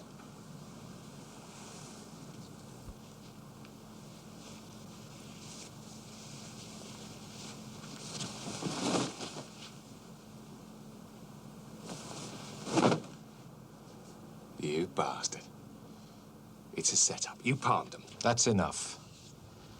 Take Mr. Michelson outside. I suggest the back door. Take him for a drive and convince him it would be in his best interests not to come back. Go. You won't get away with this, Parsons. My life, you will not get away. Arthur, come with me. What? I'm going to get a stumping. Yeah, well, I told you not to stick your neck out.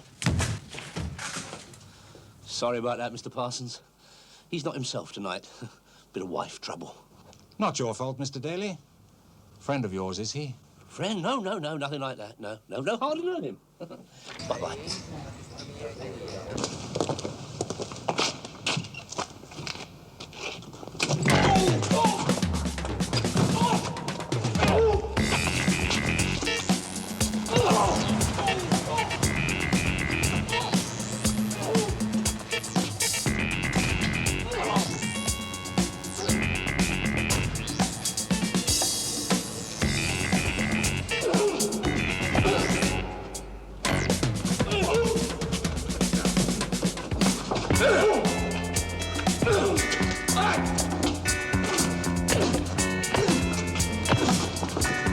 Joe, be careful! All right, now!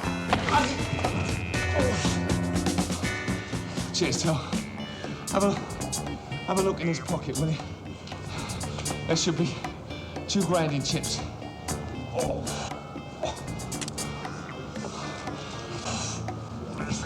Right. Nice. Bloody amateurs trying to con a pro.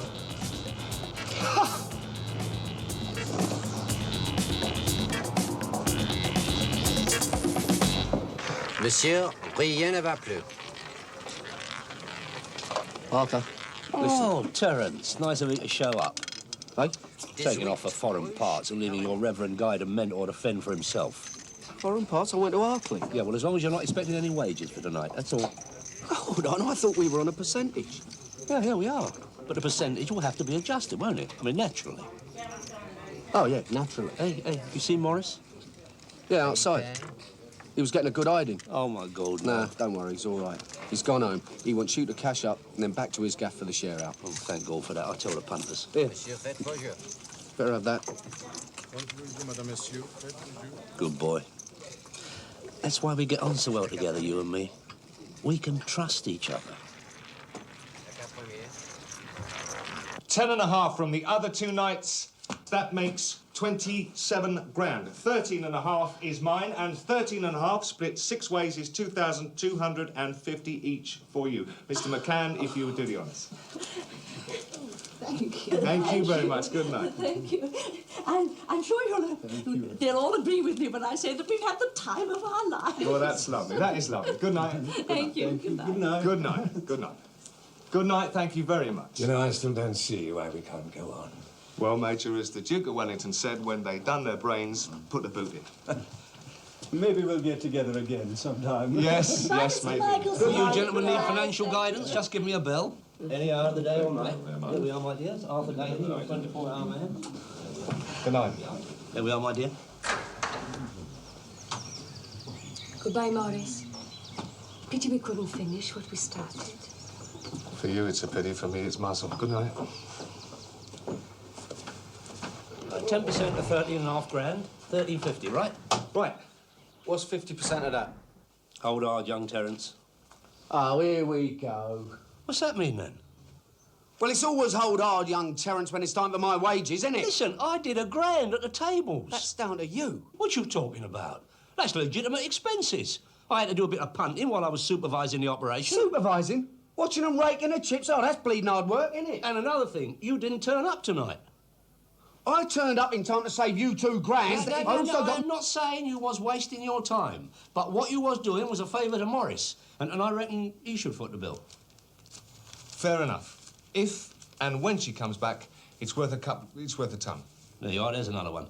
200 quid for 2 days' work. You can't grumble, son, can you? Stick with me, I'll make you a millionaire. I don't think I could afford it, Arthur. Eh? If I ever got my hands on $1 million, I'd still end up owing you 2. Terry, almost forgot. That bird of yours. Left you now. Oh, have a listen. Dear Terry, I've decided to take myself off the sick list. My doctor's been so busy he's been unable to give me his undivided attention. So I'm off to the north, where they take better care of their patients. Penny. Well, what can I tell you? Win some, you lose some. Cheers, Del. Cheers.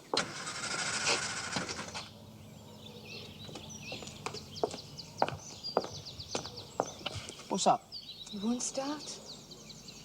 Do you want to slide over and let me have a go?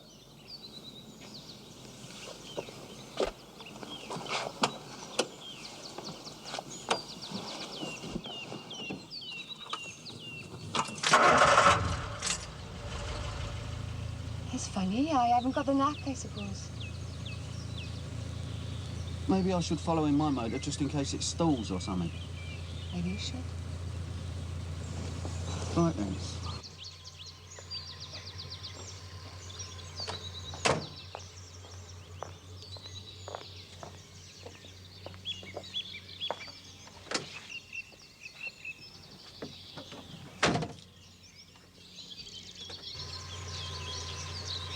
You lose some, you win some.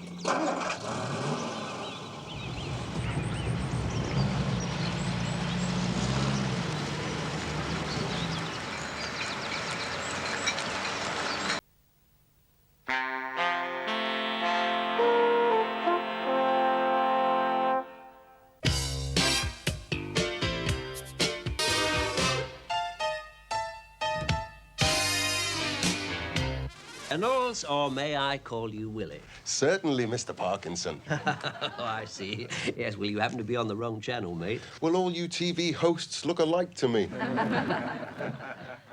All right.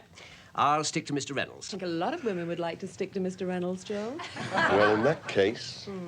Yeah, now, wait a minute. Wait a minute. You can get her autograph later, Willie. I intend to. Right now, I want a telephone number. Yeah, I see. All right. Well, now, can we talk about this comeback fight of yours? Comeback? I ain't never been away. Well, you retired, Willie. You went to live in Jamaica. Well, I was resting. That's not what you said at the time. You said you were finished with the ring. Well, you don't believe everything you read in the papers now, do you, Russell? Why, the other day I heard that you were rated the most popular TV personality in High Wycombe. Start believing that and you can go balmy. Yes, you wouldn't by any chance be trying to make a fool of me now, would you, Willie? No, you're doing all right on your own. Yes, I can quite see why they call you Willie the Mouth. I can see why they don't call you anything. Well, Mr. Reynolds, are you getting into shape for this fight? He looks in pretty good shape to me, Joel. You know what? I'm making a movie called Black Stud. Are you available? Don't make any appointments for the next couple of days, love. But can you act? Well, I'm still working on that. Yes, and how's the wife and the lovely kiddies, Willie? They're fine. They're in Jamaica. Good, good, good.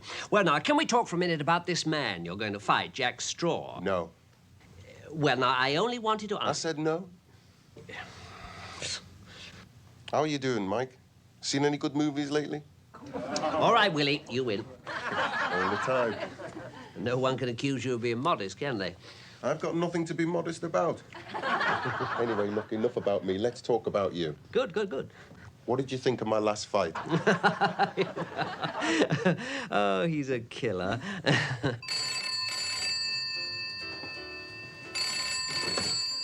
Winchester Club. Oh, hang on. Yeah, Arthur, it's for you. I'm in conference. Come on, Arthur. This is a beaten club, not your office, you know. Club? Is that what you call it? Oh, you could have fooled me. The Arthur Daly residence. Barney who? Have a cigar, Mr. Daly. Oh, that's very nice. Tom. Oh, made in Japan. What will they think of next? Thank you. You came highly recommended. We aim to please, Mr. Mayfair. Oh, that's nice, that's nice. You don't hear people say that nowadays. What I say is, what's happened to the happy, smiling bus conductors of yesterday? Where have they all gone, eh? And civility in the shops, the friendly Bobby on his bike, the neighbourly comfort when you're sick. It's all gone, Mr. Daly. Dog eat dog nowadays, it is. Are you a fan of the noble art, Albert? Don't mind if I call you Albert, do you? Call me Barney. No, it's Arthur. Yeah. Actually. Well, these are all my boys, Albert. Every one of them. Remember him, Kid McCoy? Eh? What a grafter that boy was. I took him out of the mines, you know. Set him on top of the world. Rusty Marcello, toughest bugger I ever handled, him. A record as long as your leg. GBH, assault and battery. What a pedigree. But that's the lad. Willie Reynolds. Light heavyweight champ, 3 years, retired unbeat. And what a showman. Guaranteed to put 10,000 bums on seats, even if you fought the bleeding Burmese jungle. What do you charge for your lad? My lad? Terry McCann. Oh, no. Terry gave up boxing years ago. I know. I wept when I heard that. Do you know that? He'd have gone far. Well, could have made a fortune. You reckon? What, with me behind him? I should think so. No, well, I'm not absolutely sure that he has entirely given it up. You know, I mean, if the price was right. No, actually, I called you up about a minder. Oh. Yeah, I heard Terry was into that sort of thing, you know. Oh, well, again, the same applies. I mean, if the price is right. Name it. What? Name your price. Well, 300 quid a week. Plus expenses. Right. You named your price, now I'll name mine. £150 a week. All in.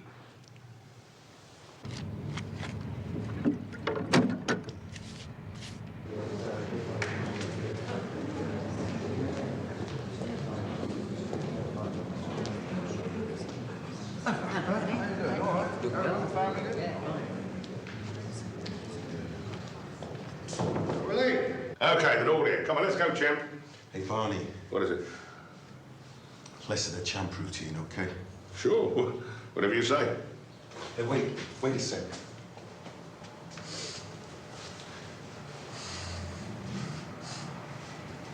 Right.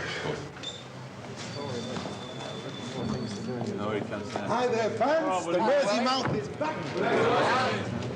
To brighten up your miserable lives. Friends. You don't forget the rules. When I'm around, I'll do the talking. You all do the listening. Okay, my children.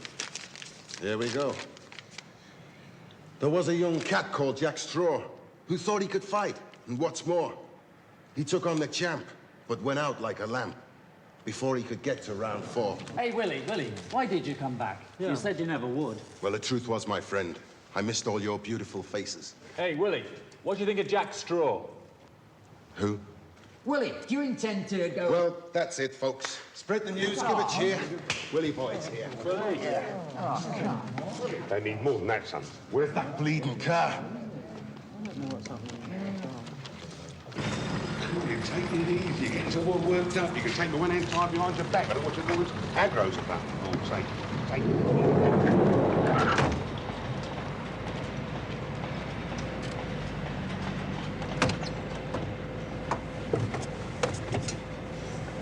Where to? Duggan Place. Hey, you. Hey, you with the wheel. Hey, mate. Pick the right one here, Barney. Who, me? My name is McCann. Terry McCann. Are you the minder? Yes. One of the best, Willie. I don't know. Looks a bit of a powder puff to me. Hey, watch it! Sorry, sir.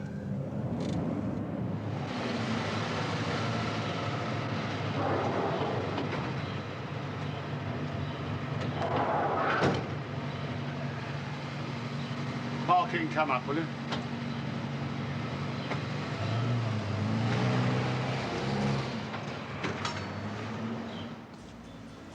Been out the way, you know. What's the best I could do, Willie? However, your Uncle Barney has found a way to keep your mind occupied.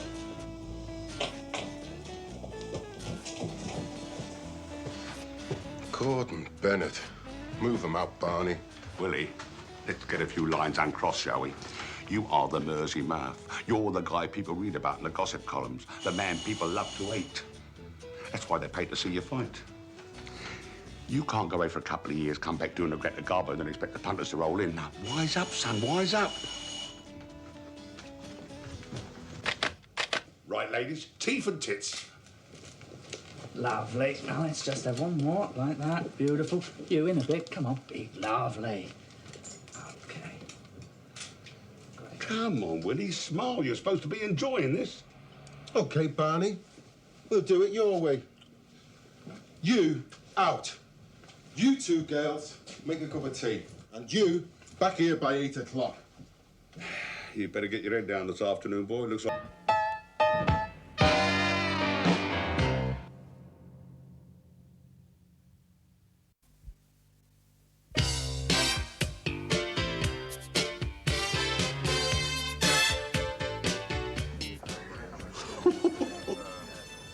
I must say I prefer your left profile myself. Now, I never Welsh on a job, right? Oh, no, you are a stayer, Terry. Wet or fine, you have got bottle. That is the one thing I've always admired about you. Well, this idiot Reynolds only needs a minder because he has to keep going out and getting into trouble so he can keep up his public image. Yeah, that's about the size of it. He's selling tickets on me. A noble cause. No, well, I'm not having it. I'm sorry, mate. No. No. Listen, Terry, listen. Look, Reynolds sells tickets. That is how he is able to pay us £100 a week. He got me into 4 Barneys last night. Now, I'm not supposed to do that. I can go back to Nick. Look, I tell you what, he's going to make a laughing stock of my cut, but I will up your whack to 70 quid. Now, I cannot say fairer than that, can I? Hello? Yes, you can. How?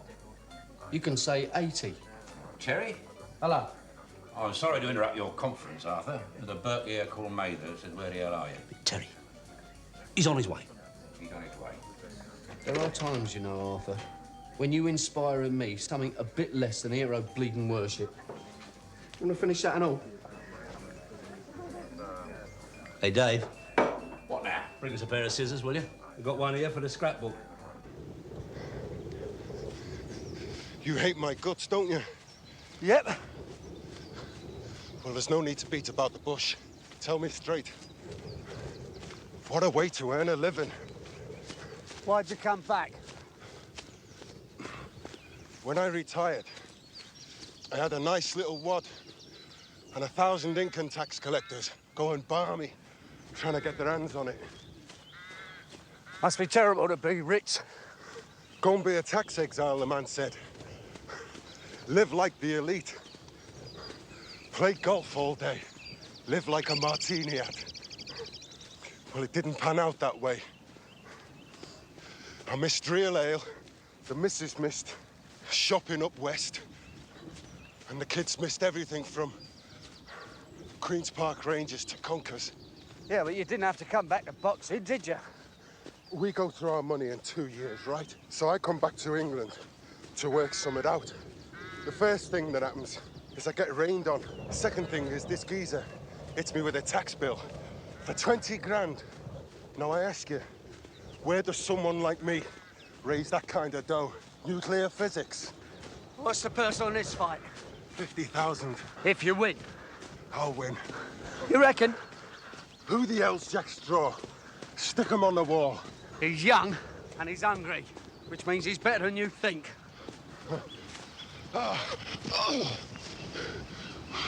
Look at me, I'm sweated.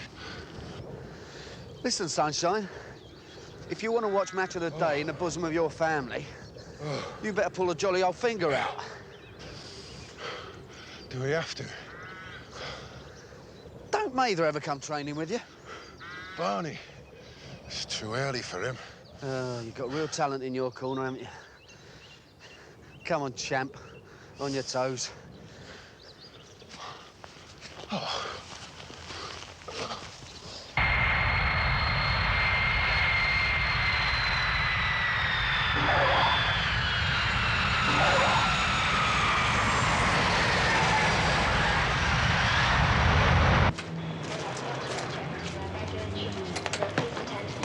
Mrs. Reynolds. Oh, you Terry? I hope so, otherwise I'm lifting your case. Your limousine awaits, man.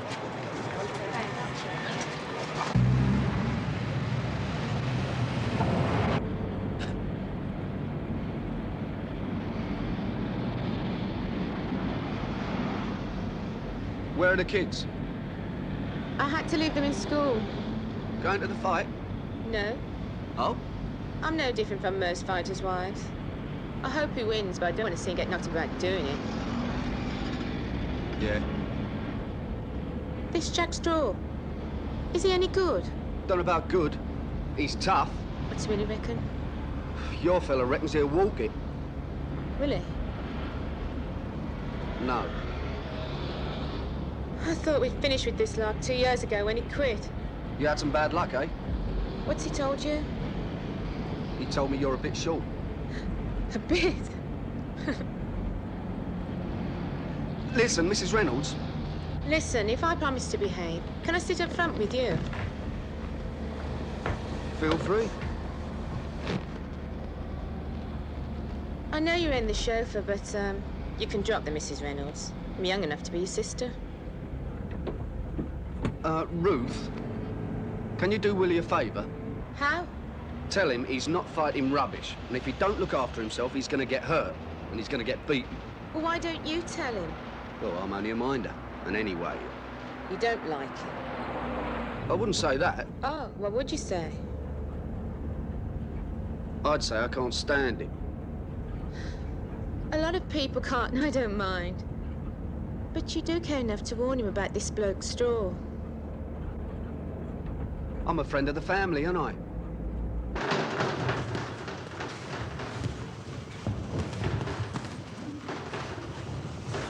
Barney?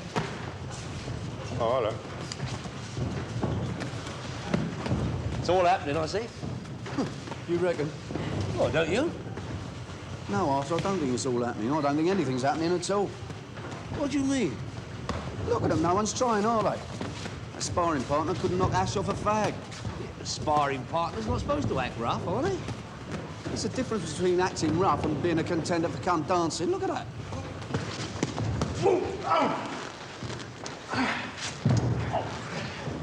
What's the matter? Sorry, Mr. Mather. Twisted my ankle. Oh, poor love. All right, Sam, that's enough now. Come on, Barney, I'm just warming up. Now, you don't want to overdo it, boy. I'll have a go if you like. Just a minute, just a minute. Not scared, are you, Willie? Not scared of a powder puff like me? Let him up. I think he's looking after Willie at the moment. That's not a bad body, is it, though? Nice bum. Now, watch his right. He drops it when he comes in close. Keep your guard high and wait for him to telegraph his left. And whatever you do... Arthur, go and sit down, eh?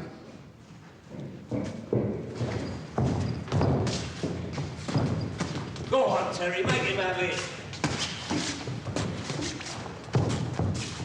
Come on, move, Terry, move. Come on, my son, do it like I showed you.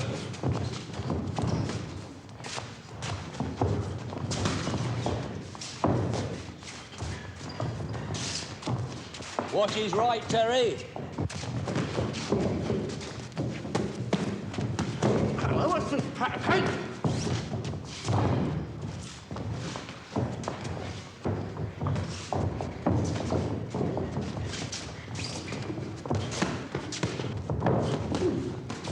Take to get you going, eh? Hold it, stop it, get off.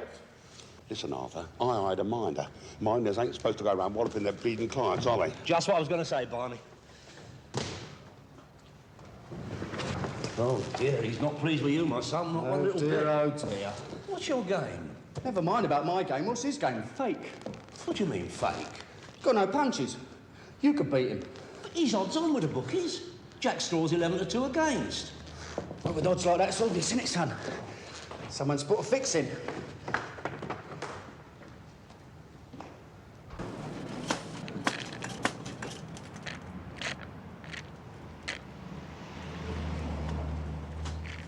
Hello, love. Hi. Willie? Oh, what kept you? I'll see you guys later. Oh, Willie, wait. I've waited 2 weeks. In training. I know that. Oh, Willie. I'll see you anon then. The gear and hand me those lamps. As quick as I can now. Come on, come on. How are the kids? Fine. Why do you have to stay in a hotel? Why can't you stay here? Oh, you know damn well, Mom. How are you, kiddo? Willie, this fight. A doddle. Straw's no pushover, Willie. He's supposed to be a tough guy. I can handle him. Can you? Of course. Love, you know why you quit. Remember what you said then? I know. But it's different now. Is it different? Bruce, did you come all this way just to give me the window? I'm okay. I can take out this Jack breeding Straw or whatever his name is. Then why aren't you training? I mean, why are you sitting up here doing stupid commercials? It's a Max game. I think you'd better go back to the hotel. Can you beat him, Willie? Yes. Yes, I can beat him. I'll knock him cold inside 4, okay? Satisfied? Now get off me back, Ruth! Hey, kiddo, wait! I'm sorry!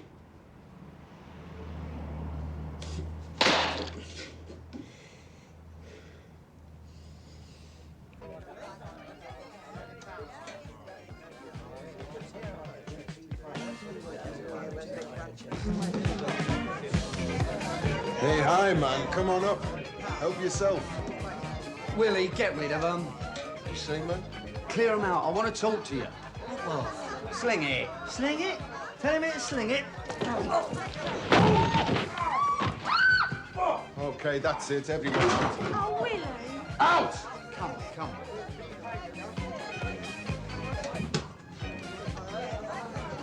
Where's Ruth? That's her mum's. All right then, Willie. How's it work? Does what work? Oh, come on. There's no need to hide it from me. The fix. I've started to like you, wacko. Don't blow it. Ask me if I'm gonna fall over and knock your bleeding head off. Oh, yeah? Like you did this afternoon, eh? You've got a punch like a baby's belch. If somebody asked you to run 10 yards, you'd have a coronary. And look at this. Boozed up to the gills every night. Hot and cold running birds in every room. You're really trying, you are, aren't you? So what's the deal? Look, Straw's a no-hoper. Who told you that, Barney? And others. Well, you're wrong, Sonny. No one pays you to give me advice. Come on. Hey, Willie, you seen my shoe? Oh, sorry, hold on. Come on upstairs. Oh, you landed right on my rotten ankle. I couldn't help it, could I? It hurt? Of course it bleeding hurts. Listen, I've seen Straw fight and I've seen you fool around. Now, if that's all you've got, you're going to lose. Last fight I had before I quit, I could have sent the bloke home in a doggy bag. No, I saw it. So why didn't you? It was open house, giving out invitations. Here's me chin, here's me nose, here's me ribs. Be my guest. It was pathetic. So why'd he go the distance? I couldn't hit him. You saw that today. I've lost it. Lost what? What are you talking about? That feeling in your gut that tells you to kill the other bastard before he kills you. When you're young, when you're hungry, it's no problem. It's easy to make porridge out of a bloke's face. But when you've got it all, when you don't have to prove yourself anymore, what then? You know you're only doing it for the punters. Splash a bit of blood about so they can go home feeling frisky to the wife. That's it, Wack. I'm a fighter who doesn't like hitting people anymore. Yeah, well, I once met a sex maniac who was shy. And I thought he had problems. Ruth knows. That's the reason I quit. Barney, he went bananas. Why, Willie, why? I can get you 50 grand a match guaranteed with your charisma. Charisma? The Mersey mouth. The disco punch-ups, the dolly birds. All that crap. Showbiz. So when I said I'd come back for a good price, he set me up with, straw. Said I could waltz it. Even without a knockout punch. Do 15 rounds of dancing and take him on punts. Nah. All right, he's got no science, right? And he's got no style. Right. Yeah, but he has got a punch. And I'll tell you something, Sunbeam, you will not last 15 rounds. No sweat. The loser gets 20 anyway. Do all right for me tax. And what then, eh? You go back to the family looking like mashed potatoes. No more 50-grand fights, son. And soon, no more fights at all. It costs money to live here, especially with Ruth and the kids. I mean, it costs a small fortune just to go to QPR and have a pint afterwards. Ah, who needs it? Maybe I'll go back to Jamaica. To do what? Open a restaurant bar. The Mersey Mouth Watering Hole. Throw in a couple of Mike Yarwoods. You ever seen my impersonation of Arabella Fonte?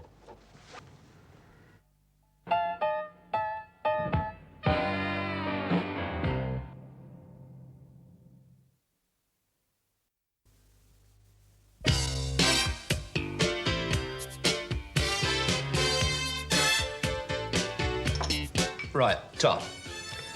Still 2-1 on Reynolds, 11-2 against Straw. That'll be 10p, Arthur. Dave, you are getting very small-minded. And I am not the only person who's noticed it either. Yeah, look, how does it work, Arthur?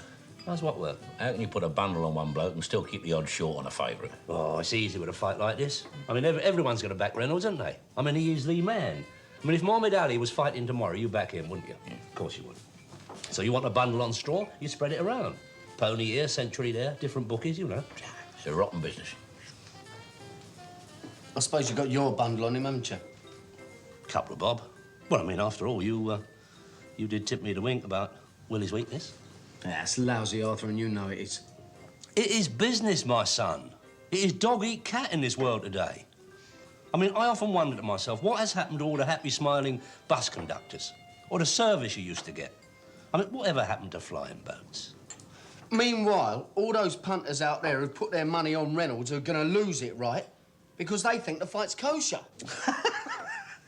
Box boxing kosher. Oh, Terry, leave it out. Oh, yeah, go on. Have a good laugh. Everyone else does. Boxing, blammy. Oh, no. Bent as a fiddler's elbow, dear. Yeah, all right, there are a few crooks in the game, right. Oh, yeah. We accept that. But the geezers who get up there in the ring and do it, and they do it, they're OK. They're not Einstein, but they're OK. They're straight, Arthur. Do you remember what that is? All right, so they may not have the brains to make a mint of money. No, they leave all that clever stuff to intellectuals like you and Barney Mather. But these geezers, they get in the ring and they still believe that boxing is the noble art. They think, for some strange reason, there's something honourable about playing the game, doing it by the rules. They do it. And for them, and for some of us, it's kosher. Well, I'll go to our house. What has got up his nose, I would very much like to know. You're a real diplomat, Arthur, I'll say that for you. Yeah, one of the old school. You could export hot pastrami to the Vatican. All I said... All you said was too much. Hey, not enough. Come on, you're 10p light. Cover charge. No, wait, look, I didn't even ask for that. Force it down you. What's the matter with everyone today?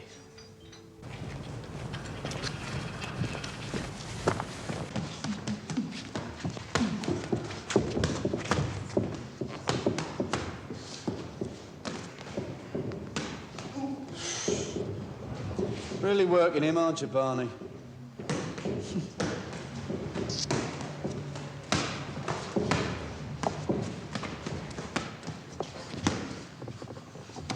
Hey, Terry, wait! Wait! Dale! Oh, Dale! Come, let's know this guy, What the hell's going on here? Tell me something, McCann. What? Are you serious, or are you just all mouth? Am I just mouth? Oh, dear, oh, Lord.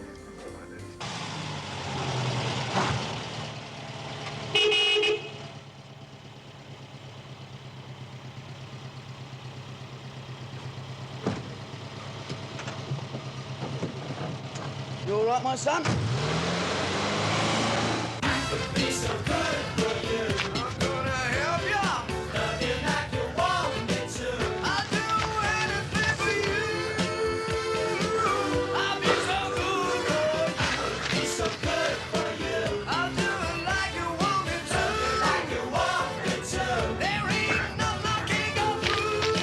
To you. All right, stop. There you go. Same time tomorrow, then? Yeah. I'll tell you what, you win this fight, I'm going to be the one who needs a minder. Shut up.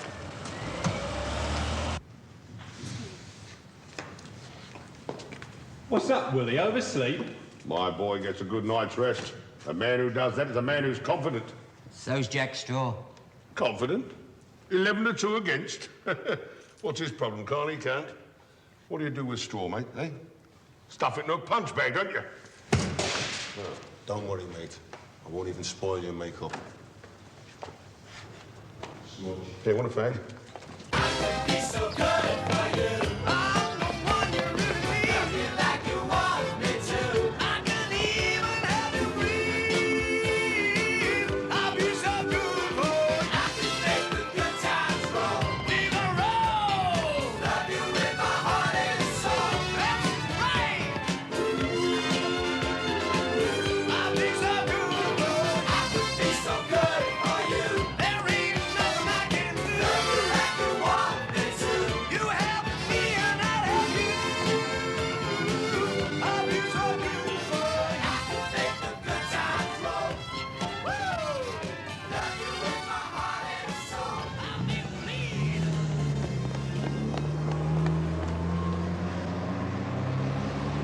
Well done, champ. Come on, let's go back to the flat and have a shower, eh? No, my flat. Behave yourself.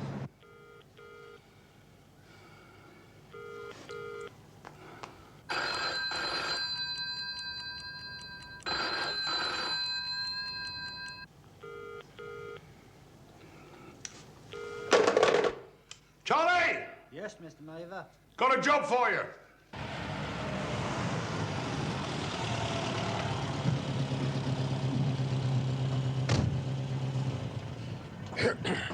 Feel good, Terry? Look, it's all very well being able to do a 3-minute mile, but we're not up against Sebastian Coe, are we? How do you feel about thumping people? Hang about. I'll lick it.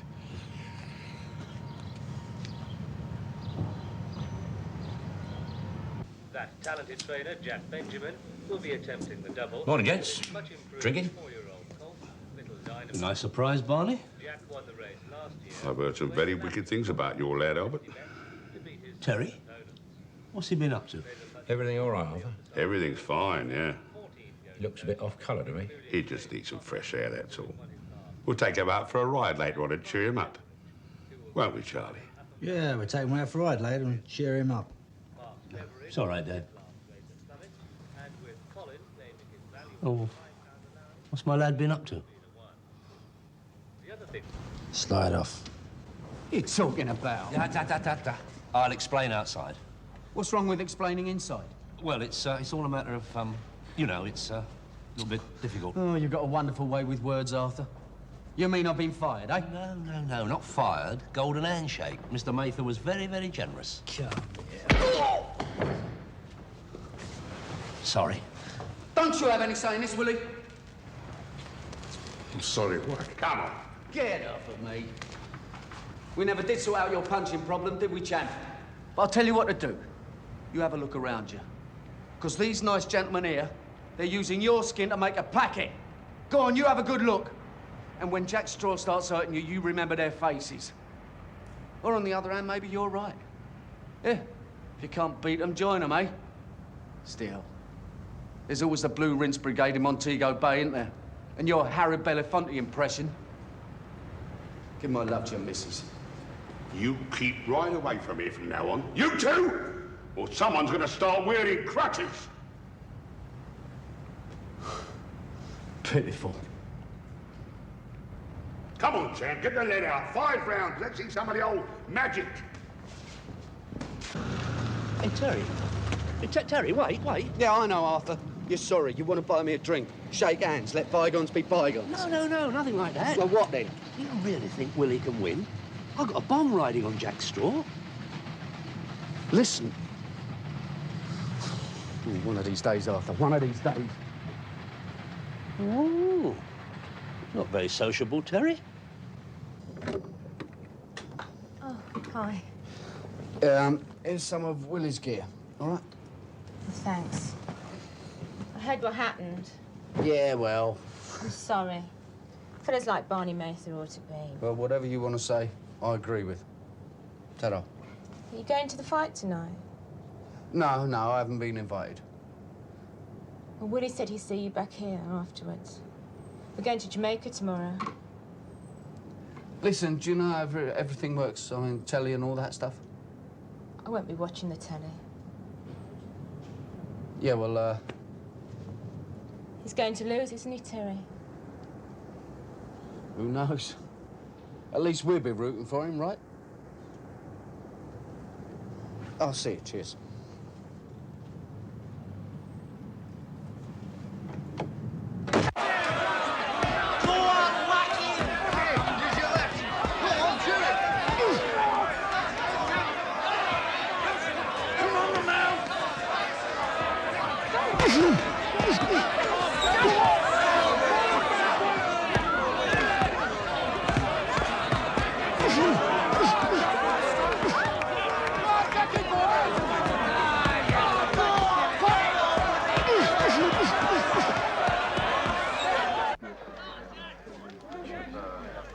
What is your big mouth now, eh, Reynolds? Oh, yes, Willie boy. That'll keep him quiet. Thought you were going to finish it in 4, Reynolds. Bleeding loud mouth. Look at him. Go on, kill him, Jack. Kill him. Oh, Jack. All right, you're the only loudmouths around here. Just keep it quiet, eh? Well, Reynolds has not yet won a round. By my count, I'm making 5 to Straw, 6 for this one.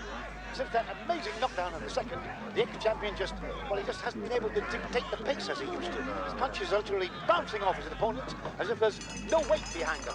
There goes the bell for the end of round 6. I can't take much more of this. And these two ain't helping either. You get them in, will you, son? I'll see you're all right. I'm a bit light at the moment. Bit like you're going to make a bundle out of this, aren't you? Bet on straw, didn't you? That's what you said. That is what you said, innit? Yeah. Well, you don't look like a bloke about to clean up. I switched. You what? Well, I worked it out. I mean, Mather gives you the elbow. There's Willie acting as if his right arm's gone when you leave. I know it was because you was training him up. Well, what made you switch bets, you idiot?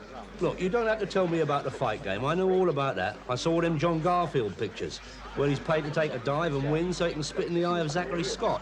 And all that to-ing and fro-ing with you and Willie, I thought, hello, what's going on here? What's a little bird trying to tell me? Young Terry's got Reynolds ticking over, I thought. He's not going to lose, after all, I thought. Well, I trusted you, Terry. And look where he's bloody well got me. Now back to round 7. I'm sorry, Arthur. I'm really sorry.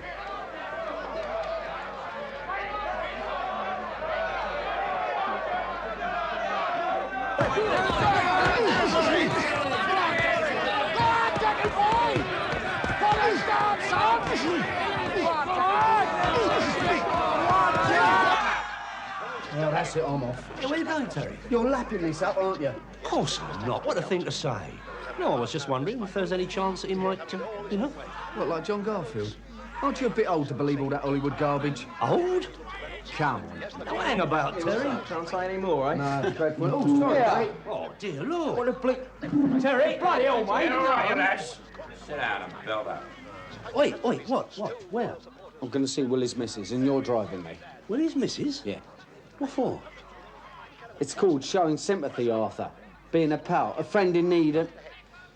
Well, I might as well be talking Chinese with you. No. I understand. I mean, what am I? Some kind of monster? Get it.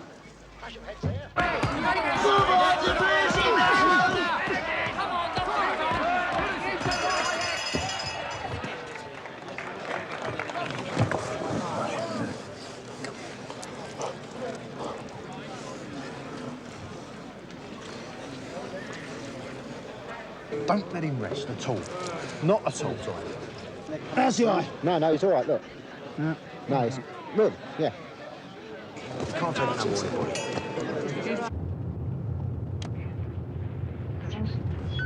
Oh, leave that off. I was trying to get Radio 4. It's a programme on about T.S. Eliot's early life. What are you, Arthur? Some kind of monster?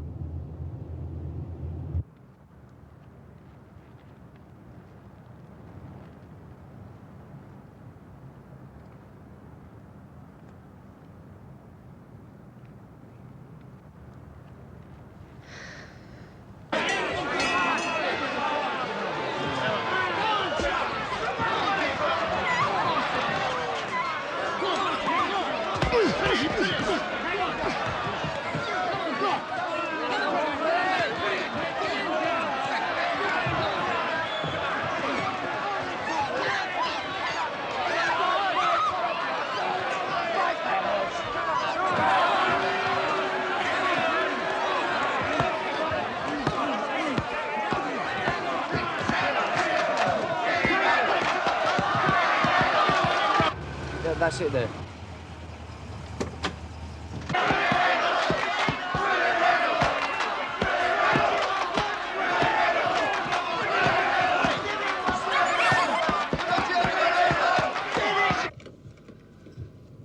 Hello, Tilly. Hello, love. Arthur Daly, Ruth, Arthur Daly. Hello, love. Should we come in?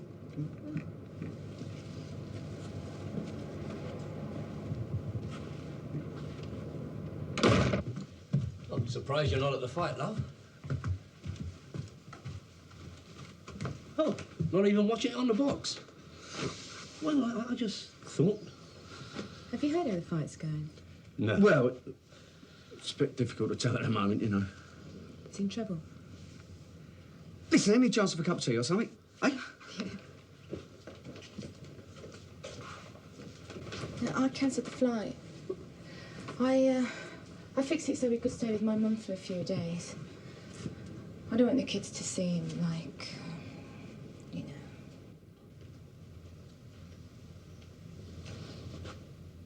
Where's your mum live? In Walsall. Oh. It's nice, isn't it?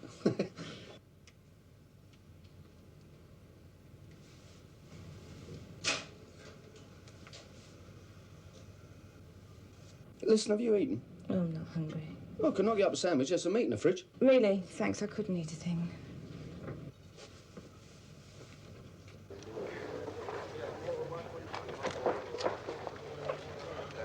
Now I see a doctor is getting into the ring. Oh, my God, a doctor. We all just hope there's nothing seriously wrong. He went down hard and he stayed Turn down. that off. He hasn't moved hardly. What? That! Turn it off! Oh, yeah. Thank God. He's getting up. Hang about. Who did he say was on the deck? What? Turn it on, quick. Terry. Turn it on! My word, what a desperate, bewildered man Jack Straw must be. He must have thought he had this fight in the bag. But he walked into that furious barrage from the ex-champion. I've never seen a fight end so dramatically in all my life. He's bloody won! By my card here, Reynolds had lost the first 9 rounds altogether and then suddenly came back in the 10th to win by a knockout. This is quite incredible. I don't believe it. It He's must be won. He's unique actually in the annals of won. boxing. I don't believe it. He's won. This way, Willie. Face the camera there, Willie. Go on, you loudmouth balloon. Oh, he's asking how you feel, Willie. Oh, look at his face. Yeah, but he won, didn't he? I'm looking for Willie's manager, Barney Mather. Barney! Oh, apparently Mr. Mather's feeling too emotional to speak to us at the moment. How do you feel, lad? Oh, man. That is really hard. Look, Willie, just tell me something, Willie. You were down for 9 rounds, a KO in the 10th. How did you do it? I mean, that's the question everyone must be asked here tonight. My friend Terry, he just told me to look out for Straw. He's a good fighter. He's a good man, but I just got to look out for him. There's like all the anger's on and the crooks, man, in this business. You know? Yeah. Thanks, Terry, I owe you. Teddy? Teddy who, Willie? Hey, Ruth, put the kettle on. I'm coming home. Always knew he could do it. Didn't I tell you, Terry? Never give up till after the last round. Where there's life, there's hope. That's what John Garfield says. Yeah, I bet you're well pleased, ain't you? All that dough on, will you, mate? Hey? No. I only had a couple of bob. I'm sure we'll be talking about it for a long... That's not what your face told me when you thought he was losing. No, come on, Terry. You know I am not a betting man. Oh, my dear. I'm very pleased for you, my dear. Look, I'd just like to say... Yeah, it's his round. That is not what I'd like to say. No, it's good enough, though, isn't it? Now, what is this Don Perignon everybody talks about? Come on, you, Willie! Let him out. Great step, Willie, great step.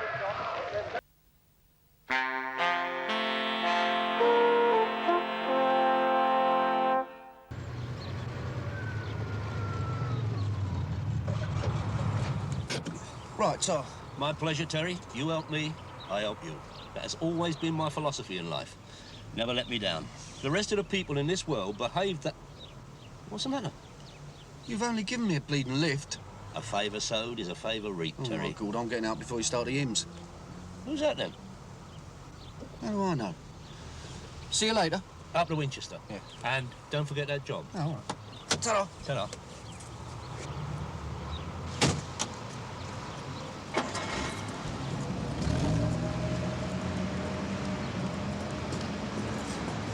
You Teddy McCann, mister? Yeah, that's right. Who are you? Peter Sharp. My mum told me to give you this. What is it? It's a letter. Won't see that. What's it about? Don't know, my mum didn't say. Well, better have a look then, eh?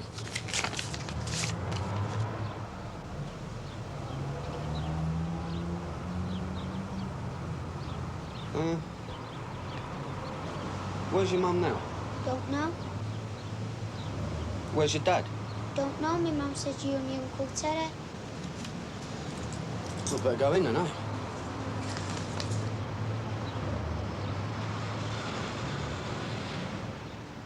Come on in. Here you go. You can bung your stuff in there for the time being.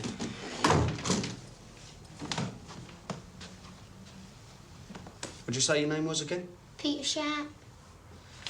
And your mum's Beryl. Aye.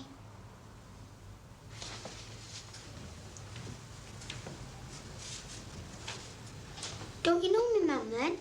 Oh, yeah. Sort of. But if you're my Uncle Terry... Listen, I'm gonna have a cup of tea. Feel like one? I don't mind, sir. Well, go on, sit down. Make yourself comfortable.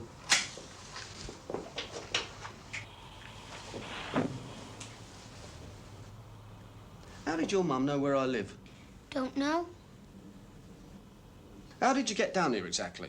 From train from Warrington, my mum brought me. But why didn't she wait to say hello? Don't know, she said she had to go and see her mate. Who's that? Mary, she's an old mate of my mum's, so my mum says. I bet you don't know where she lives either, do you? My mum didn't say.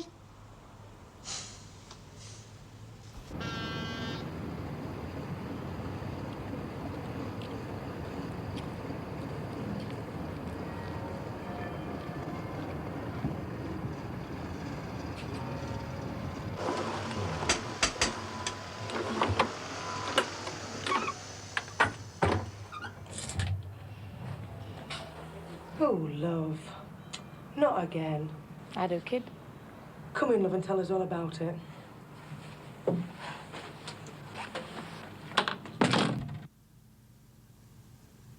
You hungry? No, it's all right. Listen, if you're hungry, say so. Well, I wouldn't mind a butter, please. Butty, Aye, please, if that's all right. that's a sandwich, isn't it? Yeah, hold on. I think I can rustle that up.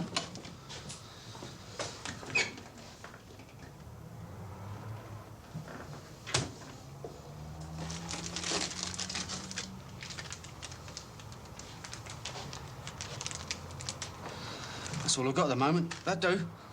It's our Uncle Teddy. How old are you, Pete? We're 9 last month. Yeah? You always lived in Warrington? Aye, but you must know that, being my uncle and everything. Oh, well, yeah, I haven't been in touch with your mum for a long time. You know, I thought you might have moved or something. No, we've always lived in Warrington. This is the first time I've been out of it. Your dad still at home, is he? We weren't at home when we left. So he definitely doesn't know you're down here? My mum didn't say. Good.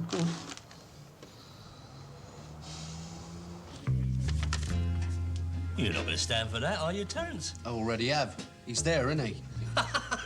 Him a father. Can you imagine? Something wrong with that notion, is there? It's ridiculous. No, Terry, I mean you a father. It's not natural. Am I some kind of freak or something? No, but I'm referring to your erratic lifestyle, your total lack of ambition, your cavalier attitude to matters domestic. It don't exactly make you odds-on favourite for the fatherhood stakes, do it? Look, that kid has not been out of Black Pudding Land, and correct me if I'm wrong, you have never been north of Barnet. There is no way you could have sided. I mean, apart from everything else. Everything else what? You tell him, will you? Tell him. It's some loony bird trying a con. Am I right or am I wrong? You got to admit it smelled a bit dull. Long lost kid, 9 years out your past. Got to be a bit dodgy, ain't it? See? It's not possible. Listen, when I was fighting, I did go into that manor, right? And for a couple of days, I had a thing with a bird up there. Do you know what her name was? Beryl?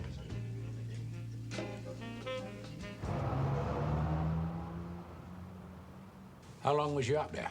Well, it's like I said, a few days. There you go, then. Bird like that lets you do the business as soon as you meet. Next day, someone else. I tell you, Terry, you're standing for the 3-card trick. All I'm saying is it is possible, right? Well, where's the kid now? At home watching telly. You see what I mean? He's only had the kid a few hours. He's already leaving it on his own. Oh, you're great, aren't you? I thought it would help talking to somebody. Of course it would, Terry. Of course it would. And who better to talk to than your two close friends, Dave and myself? Look, take the advice of wiser heads than yours. Dump him. Dump him? I don't mean dump him in the river, do I? Send him down to welfare. They have people who deal with that sort of thing. Wet Liberal Brigade. Love it, don't they? Yeah, how come she tells the kid you're his uncle, but tell you you're really the kid's old man? Well, he thinks someone else is his dad, doesn't he? I suppose if he learnt you as his dad, it would upset him. I mean, discovering, like, upset any kid, wouldn't it? Yeah, well, it don't matter who his dad is. I'm lumbered with him, right? No, you're not. Not if you do what I say. No, I can't do that. Why not? Well, you've got to feel a bit sorry for him, haven't you?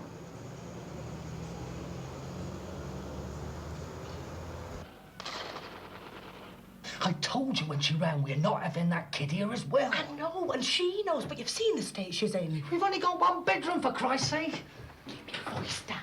Look, I don't mind her staying for a few days until she finds a place. And how the bloody hell she's supposed to find somewhere to live in this bloody town in a few days? Is my dinner ready? No, it bloody isn't. Come on, love. Let's get this case unpacked. What do you mean you can't? You've already left him alone. So what's a few hours this evening? Look, I'm not going to get out of that boozer till after midnight. Well, you can watch the late-night movie on TV. Oh, that's lovely, isn't it? You were the one who was having a go at me about leaving him before. No, I wasn't. I was simply pointing out to you your unsuitability in the role of pater familias. Pater what? And look, I promised the man you'd be there, and you promised me. Well, to be fair, I mean, I've got my reputation for reliability to consider. Oh, I can't just leave him alone in a strange flat. Strange? Well, I wouldn't say it was strange. Modest. Oh, come on, you know what I'm talking about. And what about the money? You've got to earn, haven't you? If you are bent on being a family man, you have got to provide for your dependents, Terry. That is a harsh reality. All right. You can lend us a few, Bob. I only wish I could, Terry. I only wish I could. But I've got a slight cash flow problem at the moment. I tell you what, take him with you. He's 9. Yeah, well, I'll have a word with the governor. He can stick him somewhere near the office. He'll enjoy it, all that music and excitement. All right. But you better give us a sub. I've got to get some groceries. Of course. Would I see you without? There you go. And now you got some money, you can buy me a drink.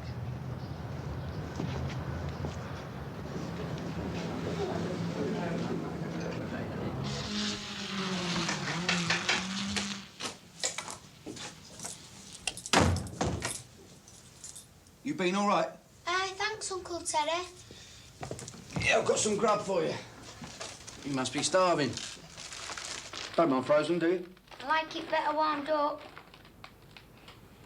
Got into you. You're not seriously considering keeping hold of the kid, are you? Well, until I sort it out, yes. Sort it out? What, you mean find his mother? I suppose so. Terence, you are a minder, not a bloody detective. Look, she's lobbed the kid at you and done the Offman. She's some kind of crank.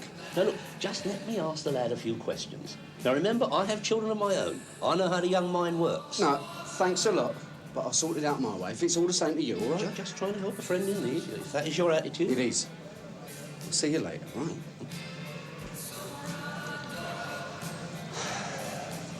Mia? Well, at least you can give him a ring. You've got the number, haven't you? Oh, yeah. Well, go on, then. Yeah, but what if Terry answers?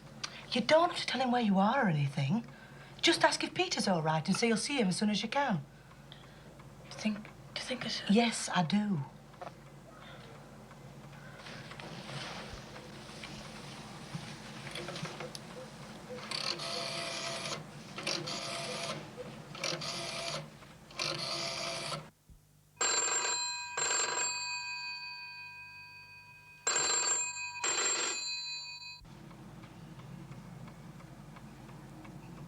There's no answer. No. Well, perhaps he's taken to the pictures or something. Rocking out on super sounds, boys and girls. So don't get strung over or hung over. Just hang loose on your Come on, Terry, get them out. It's well up the time, boy. Yeah, right. And Come now here, man. it's Doodle Bill Cheerio from your Happy Jock in the Dog. Watch it, stupid. It were you who bumped into me. Oh, it were you who bumped into me? You cheeky little bastard. Who do you reckon his tailor is? Sainsbury's, isn't it? At least I don't wear earring. Only girls wear earring. Mouthy little bleeder. I'll give you a slap. You slap anyone, try me. You all right, Peter? Aye, Uncle Teddy. What's this, big Uncle Terry coming to the rescue? Shut your mouth, Sonny, or I'll squeeze all your pimples. All right, now on your bike, both of you. Now listen, I told you. Wonder if that kid will grow up to be as big a pillock as his uncle.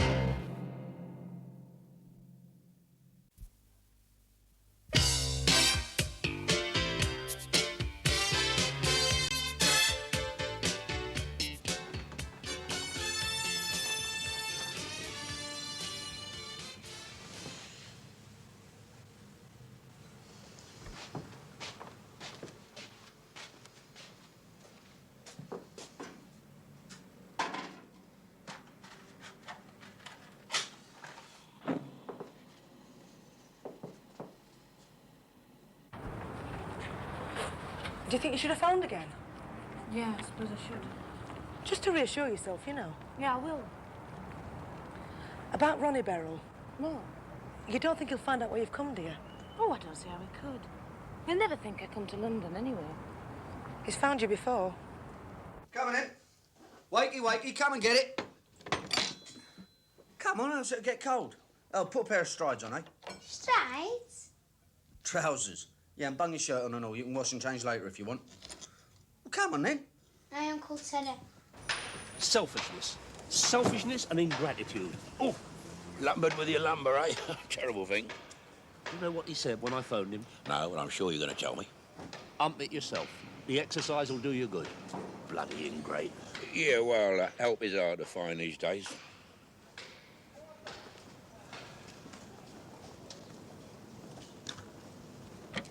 $20, $40, $60, 260. Oh, God. There you go, Arthur. And thanks. Ah, favour sown, Dave. Favour sown. I only wish a certain person would appreciate that. You can hardly have the kid tagging along when you're shifting suspect parcels. Suspect? There's nothing suspect about this little lot. I told you the geezer got it in lieu of a bad debt. I know what you told me, Arthur. And your word is bonded. Right?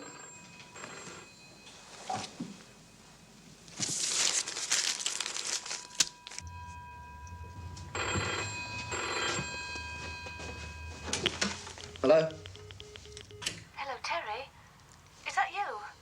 Yeah, who's that? It's Beryl. Peter's mum. Is he all right? Oh, yeah. It's wonderful. Yeah, he's all right. Listen, we better have a chat about this. Oh, no. Sorry, Terry, I can't. It's all right. It's all right. Sod it.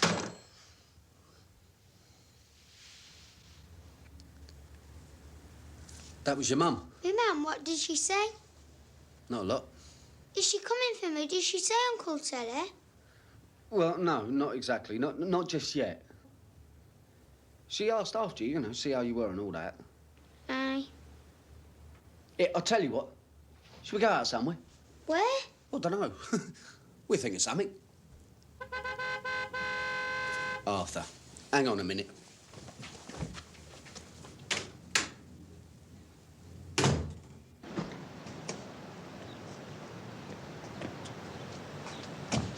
Listen, Arthur, I told you I'm busy today. So what am I, contagious all of a sudden? I can't pay a friendly visit? And I'm not humping any dodgy booze about either. Dodgy booze? You're beginning to sound like Dave. No, that's all done and delivered. So what do you want then? Want? I don't want anything. Oh, come on. You don't make social visits. Hey. Look, I told you, I came round for nothing but a friendly call. But, since you bring it up... Oh, here we go. I had a bell from the geezer who runs the disco boozer you were working last night. He told me about that little to-do you had. And? Very impressed. Very impressed in... Oh, by the way, your wages. There we are. Bless that sub. And he wants to know whether you like to do it regular. No way. Unless you're manager, so to speak, I said yes. No. I mean, it doesn't have to be on a permanent basis, but I didn't let him know that. See, I thought until things pick up, it'd be bread and butter money. No, Arthur. So what'd you say? No, N-O. Look, don't be evasive. I've got to tell the geezer one way or the other. Look, I told you when you rang, right? I'm not leaving him alone anymore. Not until I sort it out. And I'm certainly not taking him back to that boozer, not after last night's turnout. You are being very silly, Terence. Very silly indeed, holding on to him like that. Look, how do you know you're not letting yourself in for some sort of abduction charges? Do leave off. And where are you going to start looking for this mother of his? She phoned up a little while ago. Maybe she called back. Oh, she rang and didn't declare where she is? She sounded a bit upset. She's upset. I'm upset about your stupidity. I mean, it's not as if there's anything in it for us.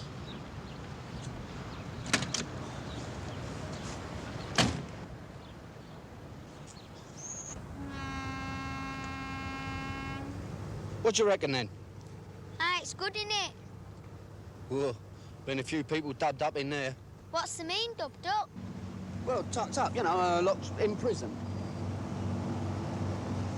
Look, there's Traitor's Gate. While she was still princess, Queen Elizabeth I was imprisoned in Bell Tower by Queen Mary. She sat on steps of Traitor's Gate. It were raining, but she sat on steps and refused to budge. that a fact? Aye, there's ravens in town, you know. Oh, yeah, lots of them. They've always been there since the tower were built over 900 years ago. There's a legend says the tower will crumble if they ever leave, but they've got wings clipped, so it's unlikely, innit? Well, absolutely, yeah. It's great, innit? Yeah, it's all right, isn't it? Listen, if you've never been out of Warrington, how come you know so much about all this? My favourite subject at school, English history, especially London, because it's where most of it were made. Look!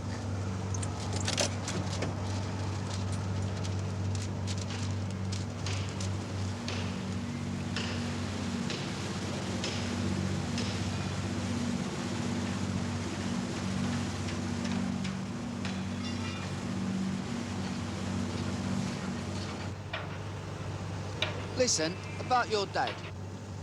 Might sound silly, but I've never met him, you see. I mean, I haven't seen your mum for years either. They used to have bear baiting over there. Clink Prison were close by, where bishops of Winchester used to keep their prisoners who were burnt down by rioters 200 years ago.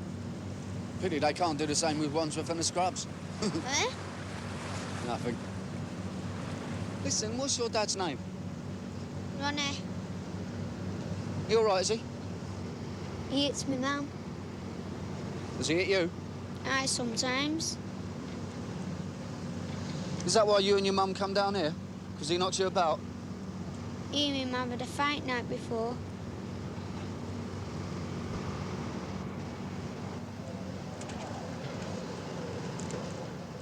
You mustn't take too much notice of Bob, love. He's never really got over the shock of losing our Billy. And he just gets upset when kids are about. Especially as your Peter would be near the same age as our Billy would have been. It's all right, Mary, don't go on about it. It's not that he don't like kids. It's just the opposite. Know that there's not a lot of room in the flat. Yeah. I understand, Mary, honest. Well, you know you're welcome to stay as long as you like, love.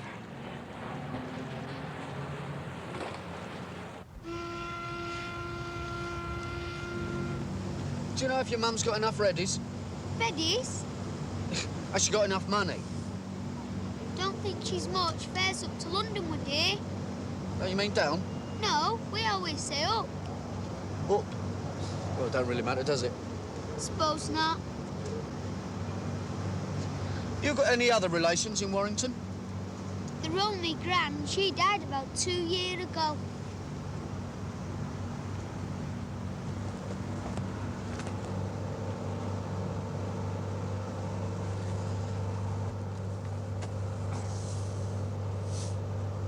You're not really my uncle, are you? What makes you say that? Well, my mum's never mentioned you until we was coming up here on train. Well, no, I mean, I'm not a blood relation, but your mum and me, we were, well, very good friends a long time ago. That before I were born? Yeah. Yeah, that was before you were born.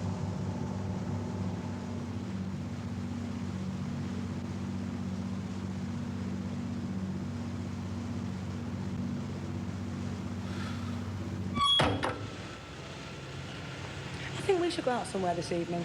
Get you out yourself.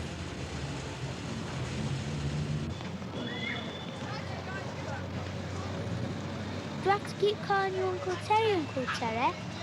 No, just call me Terry. That's more friendly, isn't it?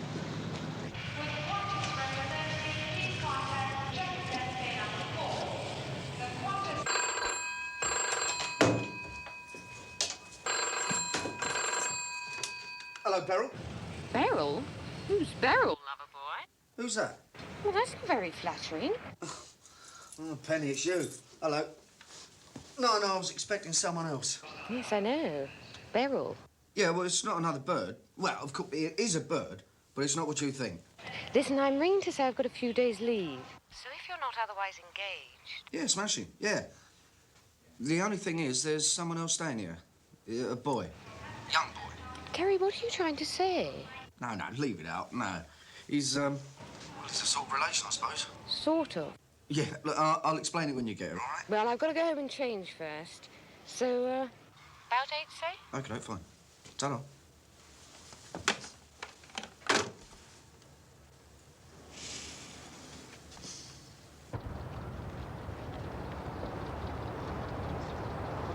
Trouble is, most of the cheaper price ones don't want kids. They're a bed sits, but they can be pretty horrible. Look, don't worry about it. I can maybe help you out with some money. Beryl? What? Oh, I'm sorry. I was saying, don't worry about the money. Me and Mary have got a bit put by. We'll help. No. Oh, it's very kind. I'm very grateful, but you've done enough as it is. Maybe I ought to go back. And have that bloody swine bash you about again. Not bloody likely, me lass. Well, I don't know what I'm going to do. You're staying here till you've sorted yourself out. That's what you're going to do. Now, what about Peter? Do you want to try ringing him again? No, not tonight. It'll only upset me again. He's all right. Terry said he was.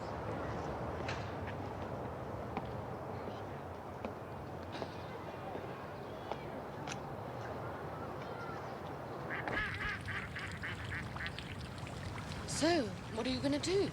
Don't know. Not much I can do, is there? Well, you can hardly keep him with you, now can you? No, I suppose not. Seems like a nice kid. Yeah, he's all right as it happens. What if his mother doesn't ring again or come round? Oh, I don't know. You have to contact the authorities. Yeah. No, really?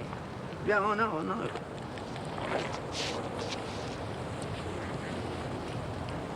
Do you think he really is your son? Well, it's possible, isn't it? I don't think I'd better stay tonight. Why not? Well, No, he's all right. He'd be in the living room asleep on a sofa. no, I don't think I'd better. Oh, come on, Pen. No. What about the noise? Oh, don't make any noise. No, but I do. True. True.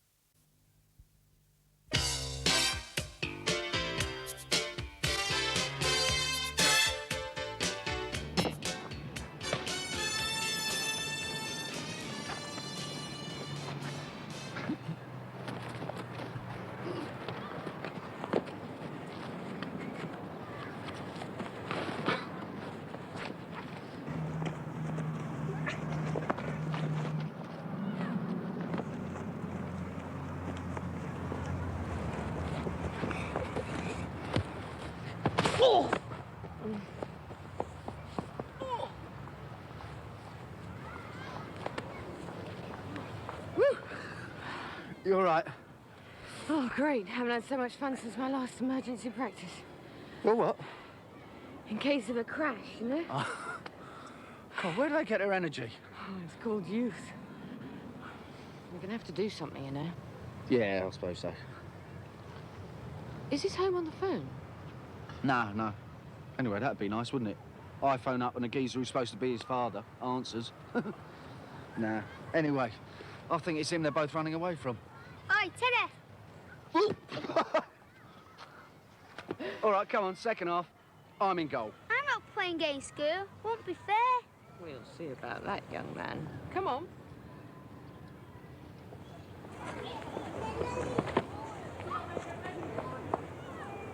I think we got company.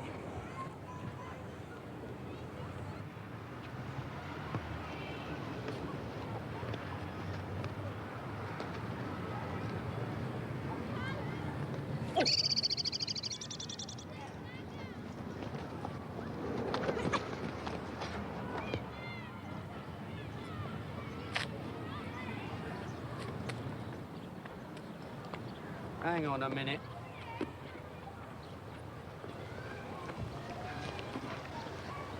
You been following me or something? Not following, tracking, Terry, tracking. Ah. So how come you tracked me down here, then? Well, he weren't at home. No. And I figured you're a near-skimp member with a healthy young lad on your hands. Where else could you take him where it wouldn't cost? Very clever. Logic and reason have always been my forte, Terence. Over here. You're what? What's Penny doing here? Got a few days leave. Oh, she wasted doing this.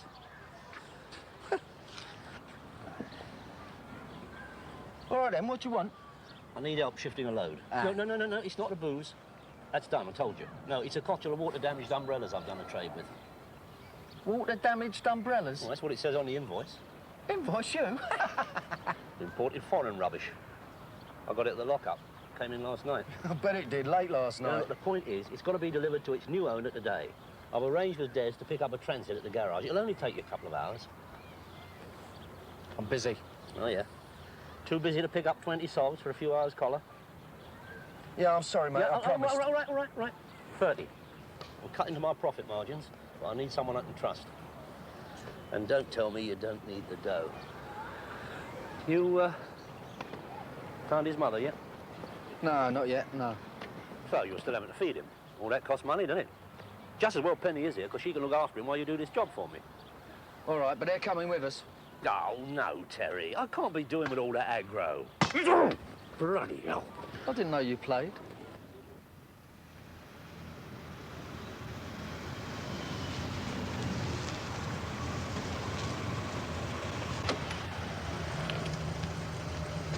Back it up to the door, Terry.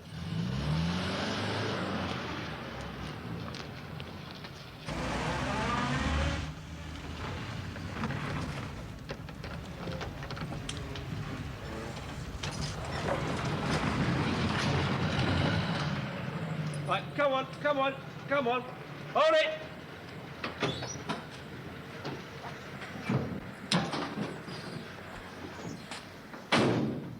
Yeah, just a little storing place. You need to be well stocked up when you're in the buying and selling game. Where on earth did it all come from? Oh, bankrupt stock mostly, seconds, that sort of stuff, you know. Is that it, then? Yeah. Perhaps little Peter can give you a hand. What's wrong with you? Oh, no chance, Terry, no chance. I done my back humping that last load.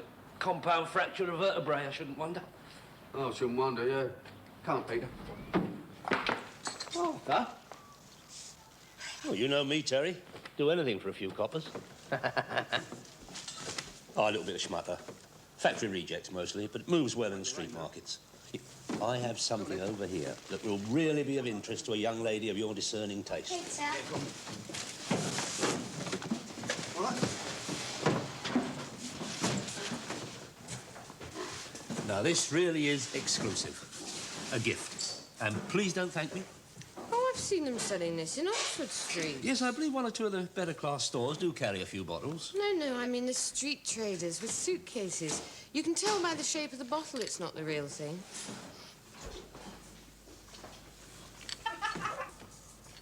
Can't you make him see reason?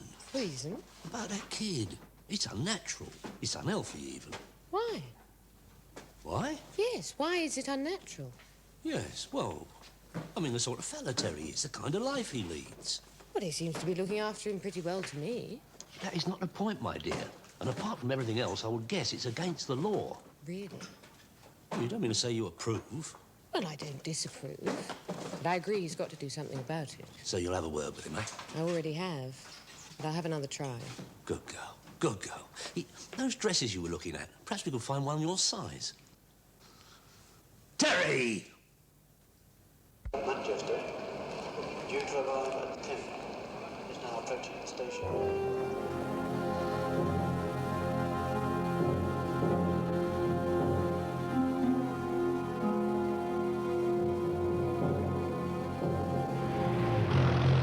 I've changed my mind. I don't think this is a good idea. Anyway, I'm not too keen on dwelling in places like this. Oh, come on. Won't take long.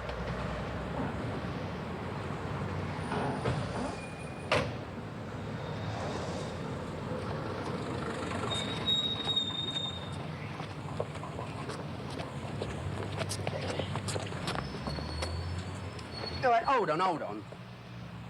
Listen, what do you think, little man? Well, it's up to you, innit?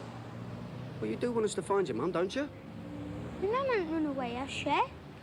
Well, no, but We just want to check she's okay. she sounded a bit upset on the phone, you know. Just a precaution. You won't have to leave me here, will you? No, not if I've got anything to do with it. Come on.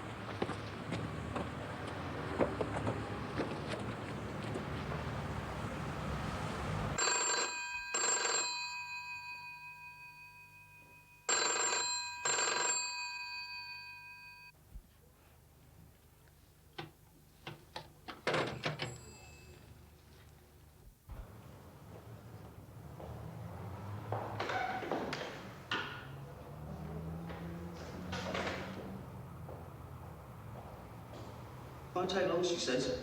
Only 2 bleeding hours. Stop moaning, Terry. It takes time to check them.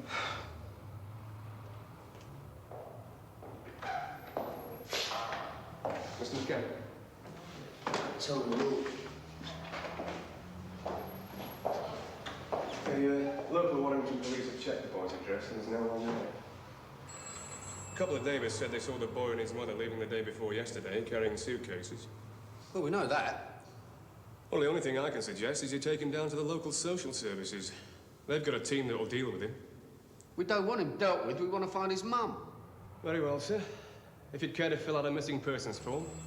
Thanks, but no thanks. We'll sort it out ourselves. Come on. Thank you, officer.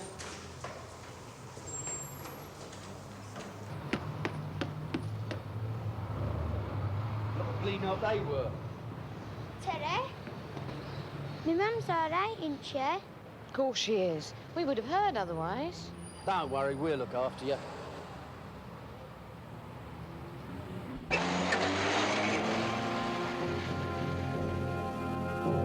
I don't know how you put up with him all these years. We won't like it at first. Never are, love. Trouble is, it's getting worse then. I mean, there's hardly a night now when he ain't drunk. And he has these really, you know, violent rages. I thought he were going to do for us this time, I told him. I don't know, it's a mystery to me. I suppose I'm at fault, really. Don't talk bloody ridiculous, woman. How's it your fault? The man's a chauvinist pig and there's an end to it. I mean, it's a mystery to me why so many intelligent women stay with men who constantly bash them about again and again. It's pure bloody masochism. Well, I'm partly to blame because of Peter. But why, woman? He doesn't know he didn't father Peter. Oh, no, love. You haven't told him, have you? Some folk don't need telling, do they? You mean he just suspects?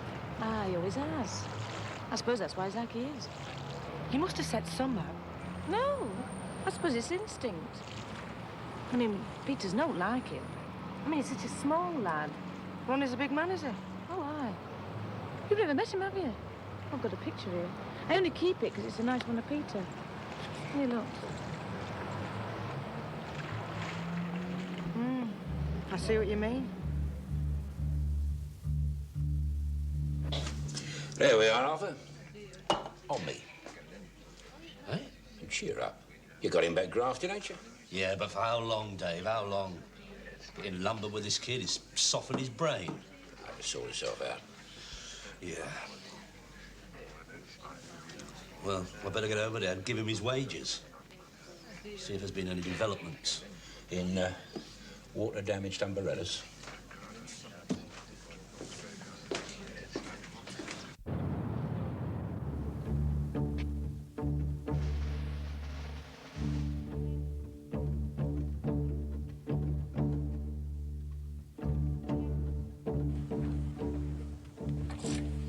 Right, where the bloody hell is she?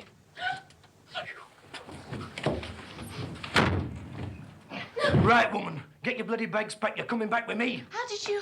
Because you're bloody stupid, woman. You forgot to take letters your bloody mate here sent you, didn't you? It didn't take that much working out. Now get them bags and be quick about it. And where's the lad? He's not here. I didn't bloody ask you. I think you'd better leave before I call the police. You can call who the bloody hell you like, see if I care. I said, where's the lad? I said, where's the lad? What's going on here, then? None of your bloody business, mate, whoever you are. This is my husband. And this is my bloody wife. And this happens to be my own, mate, so you'd better calm down. We'll see who should bloody calm down, mate. Stop it! Stop it! Leave him alone, you piggy bastard! You bloody coward! Said, where's the lad? He's... Well, you can't hurt him! He's with his real father!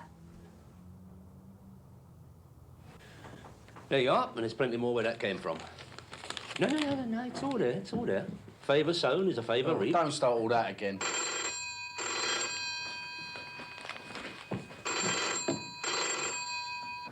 Hello? Terry? Beryl? It's Ronnie. He's coming round to get Peter. What shall I do? Well, What shall I hold do? on, listen. Listen, just try and calm down, eh? Nothing's going to happen to Peter. I'm sorry, Terry. I didn't tell him. He got your name and address out of my handbag, and he guessed. don't worry about that now. Just get yourself over here as fast as you can, all right? My friend's husband will bring me in his car. Right. Now, don't worry. Whatever happens, I can handle it, I promise you. But just you keep calm. I'll see you later. Ta-da.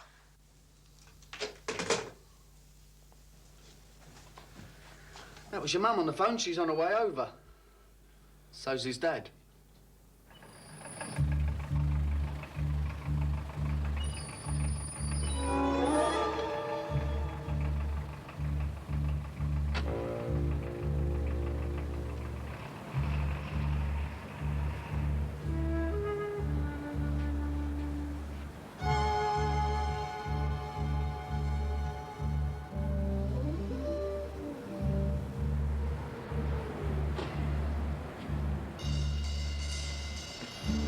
Someone, Squire?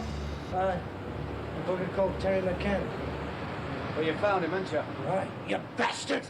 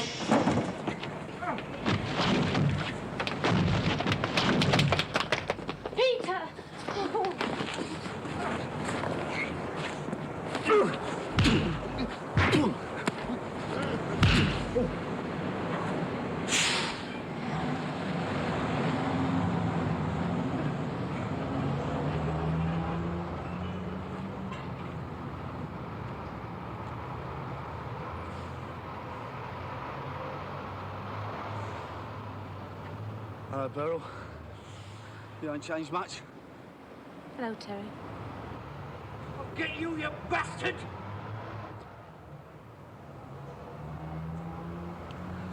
I think we'd better have a chat. Well, perhaps we could go inside.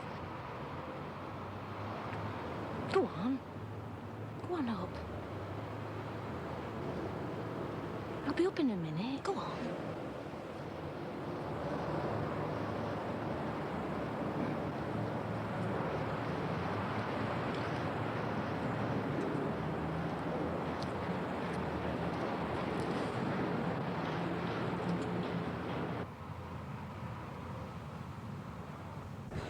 What I don't understand is, why tell me he's mine if he's not? I don't know. Well, I just thought that if you thought it was yours... Yeah. I'm sorry. Sorry for causing you all this trouble. Do you mean that nutter really is his old man? No, another bloke. Somebody, you were married, you see. Oh. I thought you'd be relieved. Well, yeah, I am, of course. He's a nice little boy, isn't he? Aye. What you gonna do now, then? Well, Mary, me mate and her husband, that's him that brought us here. They said I can stay with them, and Peter, till I get a job, you know, and somewhere to live. Listen, if it's difficult, you can always stay at my place, you know. I mean, I'll sleep on the sofa, you know. Oh, Terry, no, love. It's lovely of you to offer, but... No. I think I've caused you enough trouble, haven't I? Well, you know what?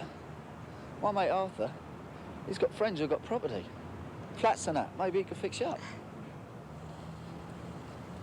Well, it ain't worked out too badly, has it? Listen, you get any more aggravation, you ring me straight away, all right? Yeah.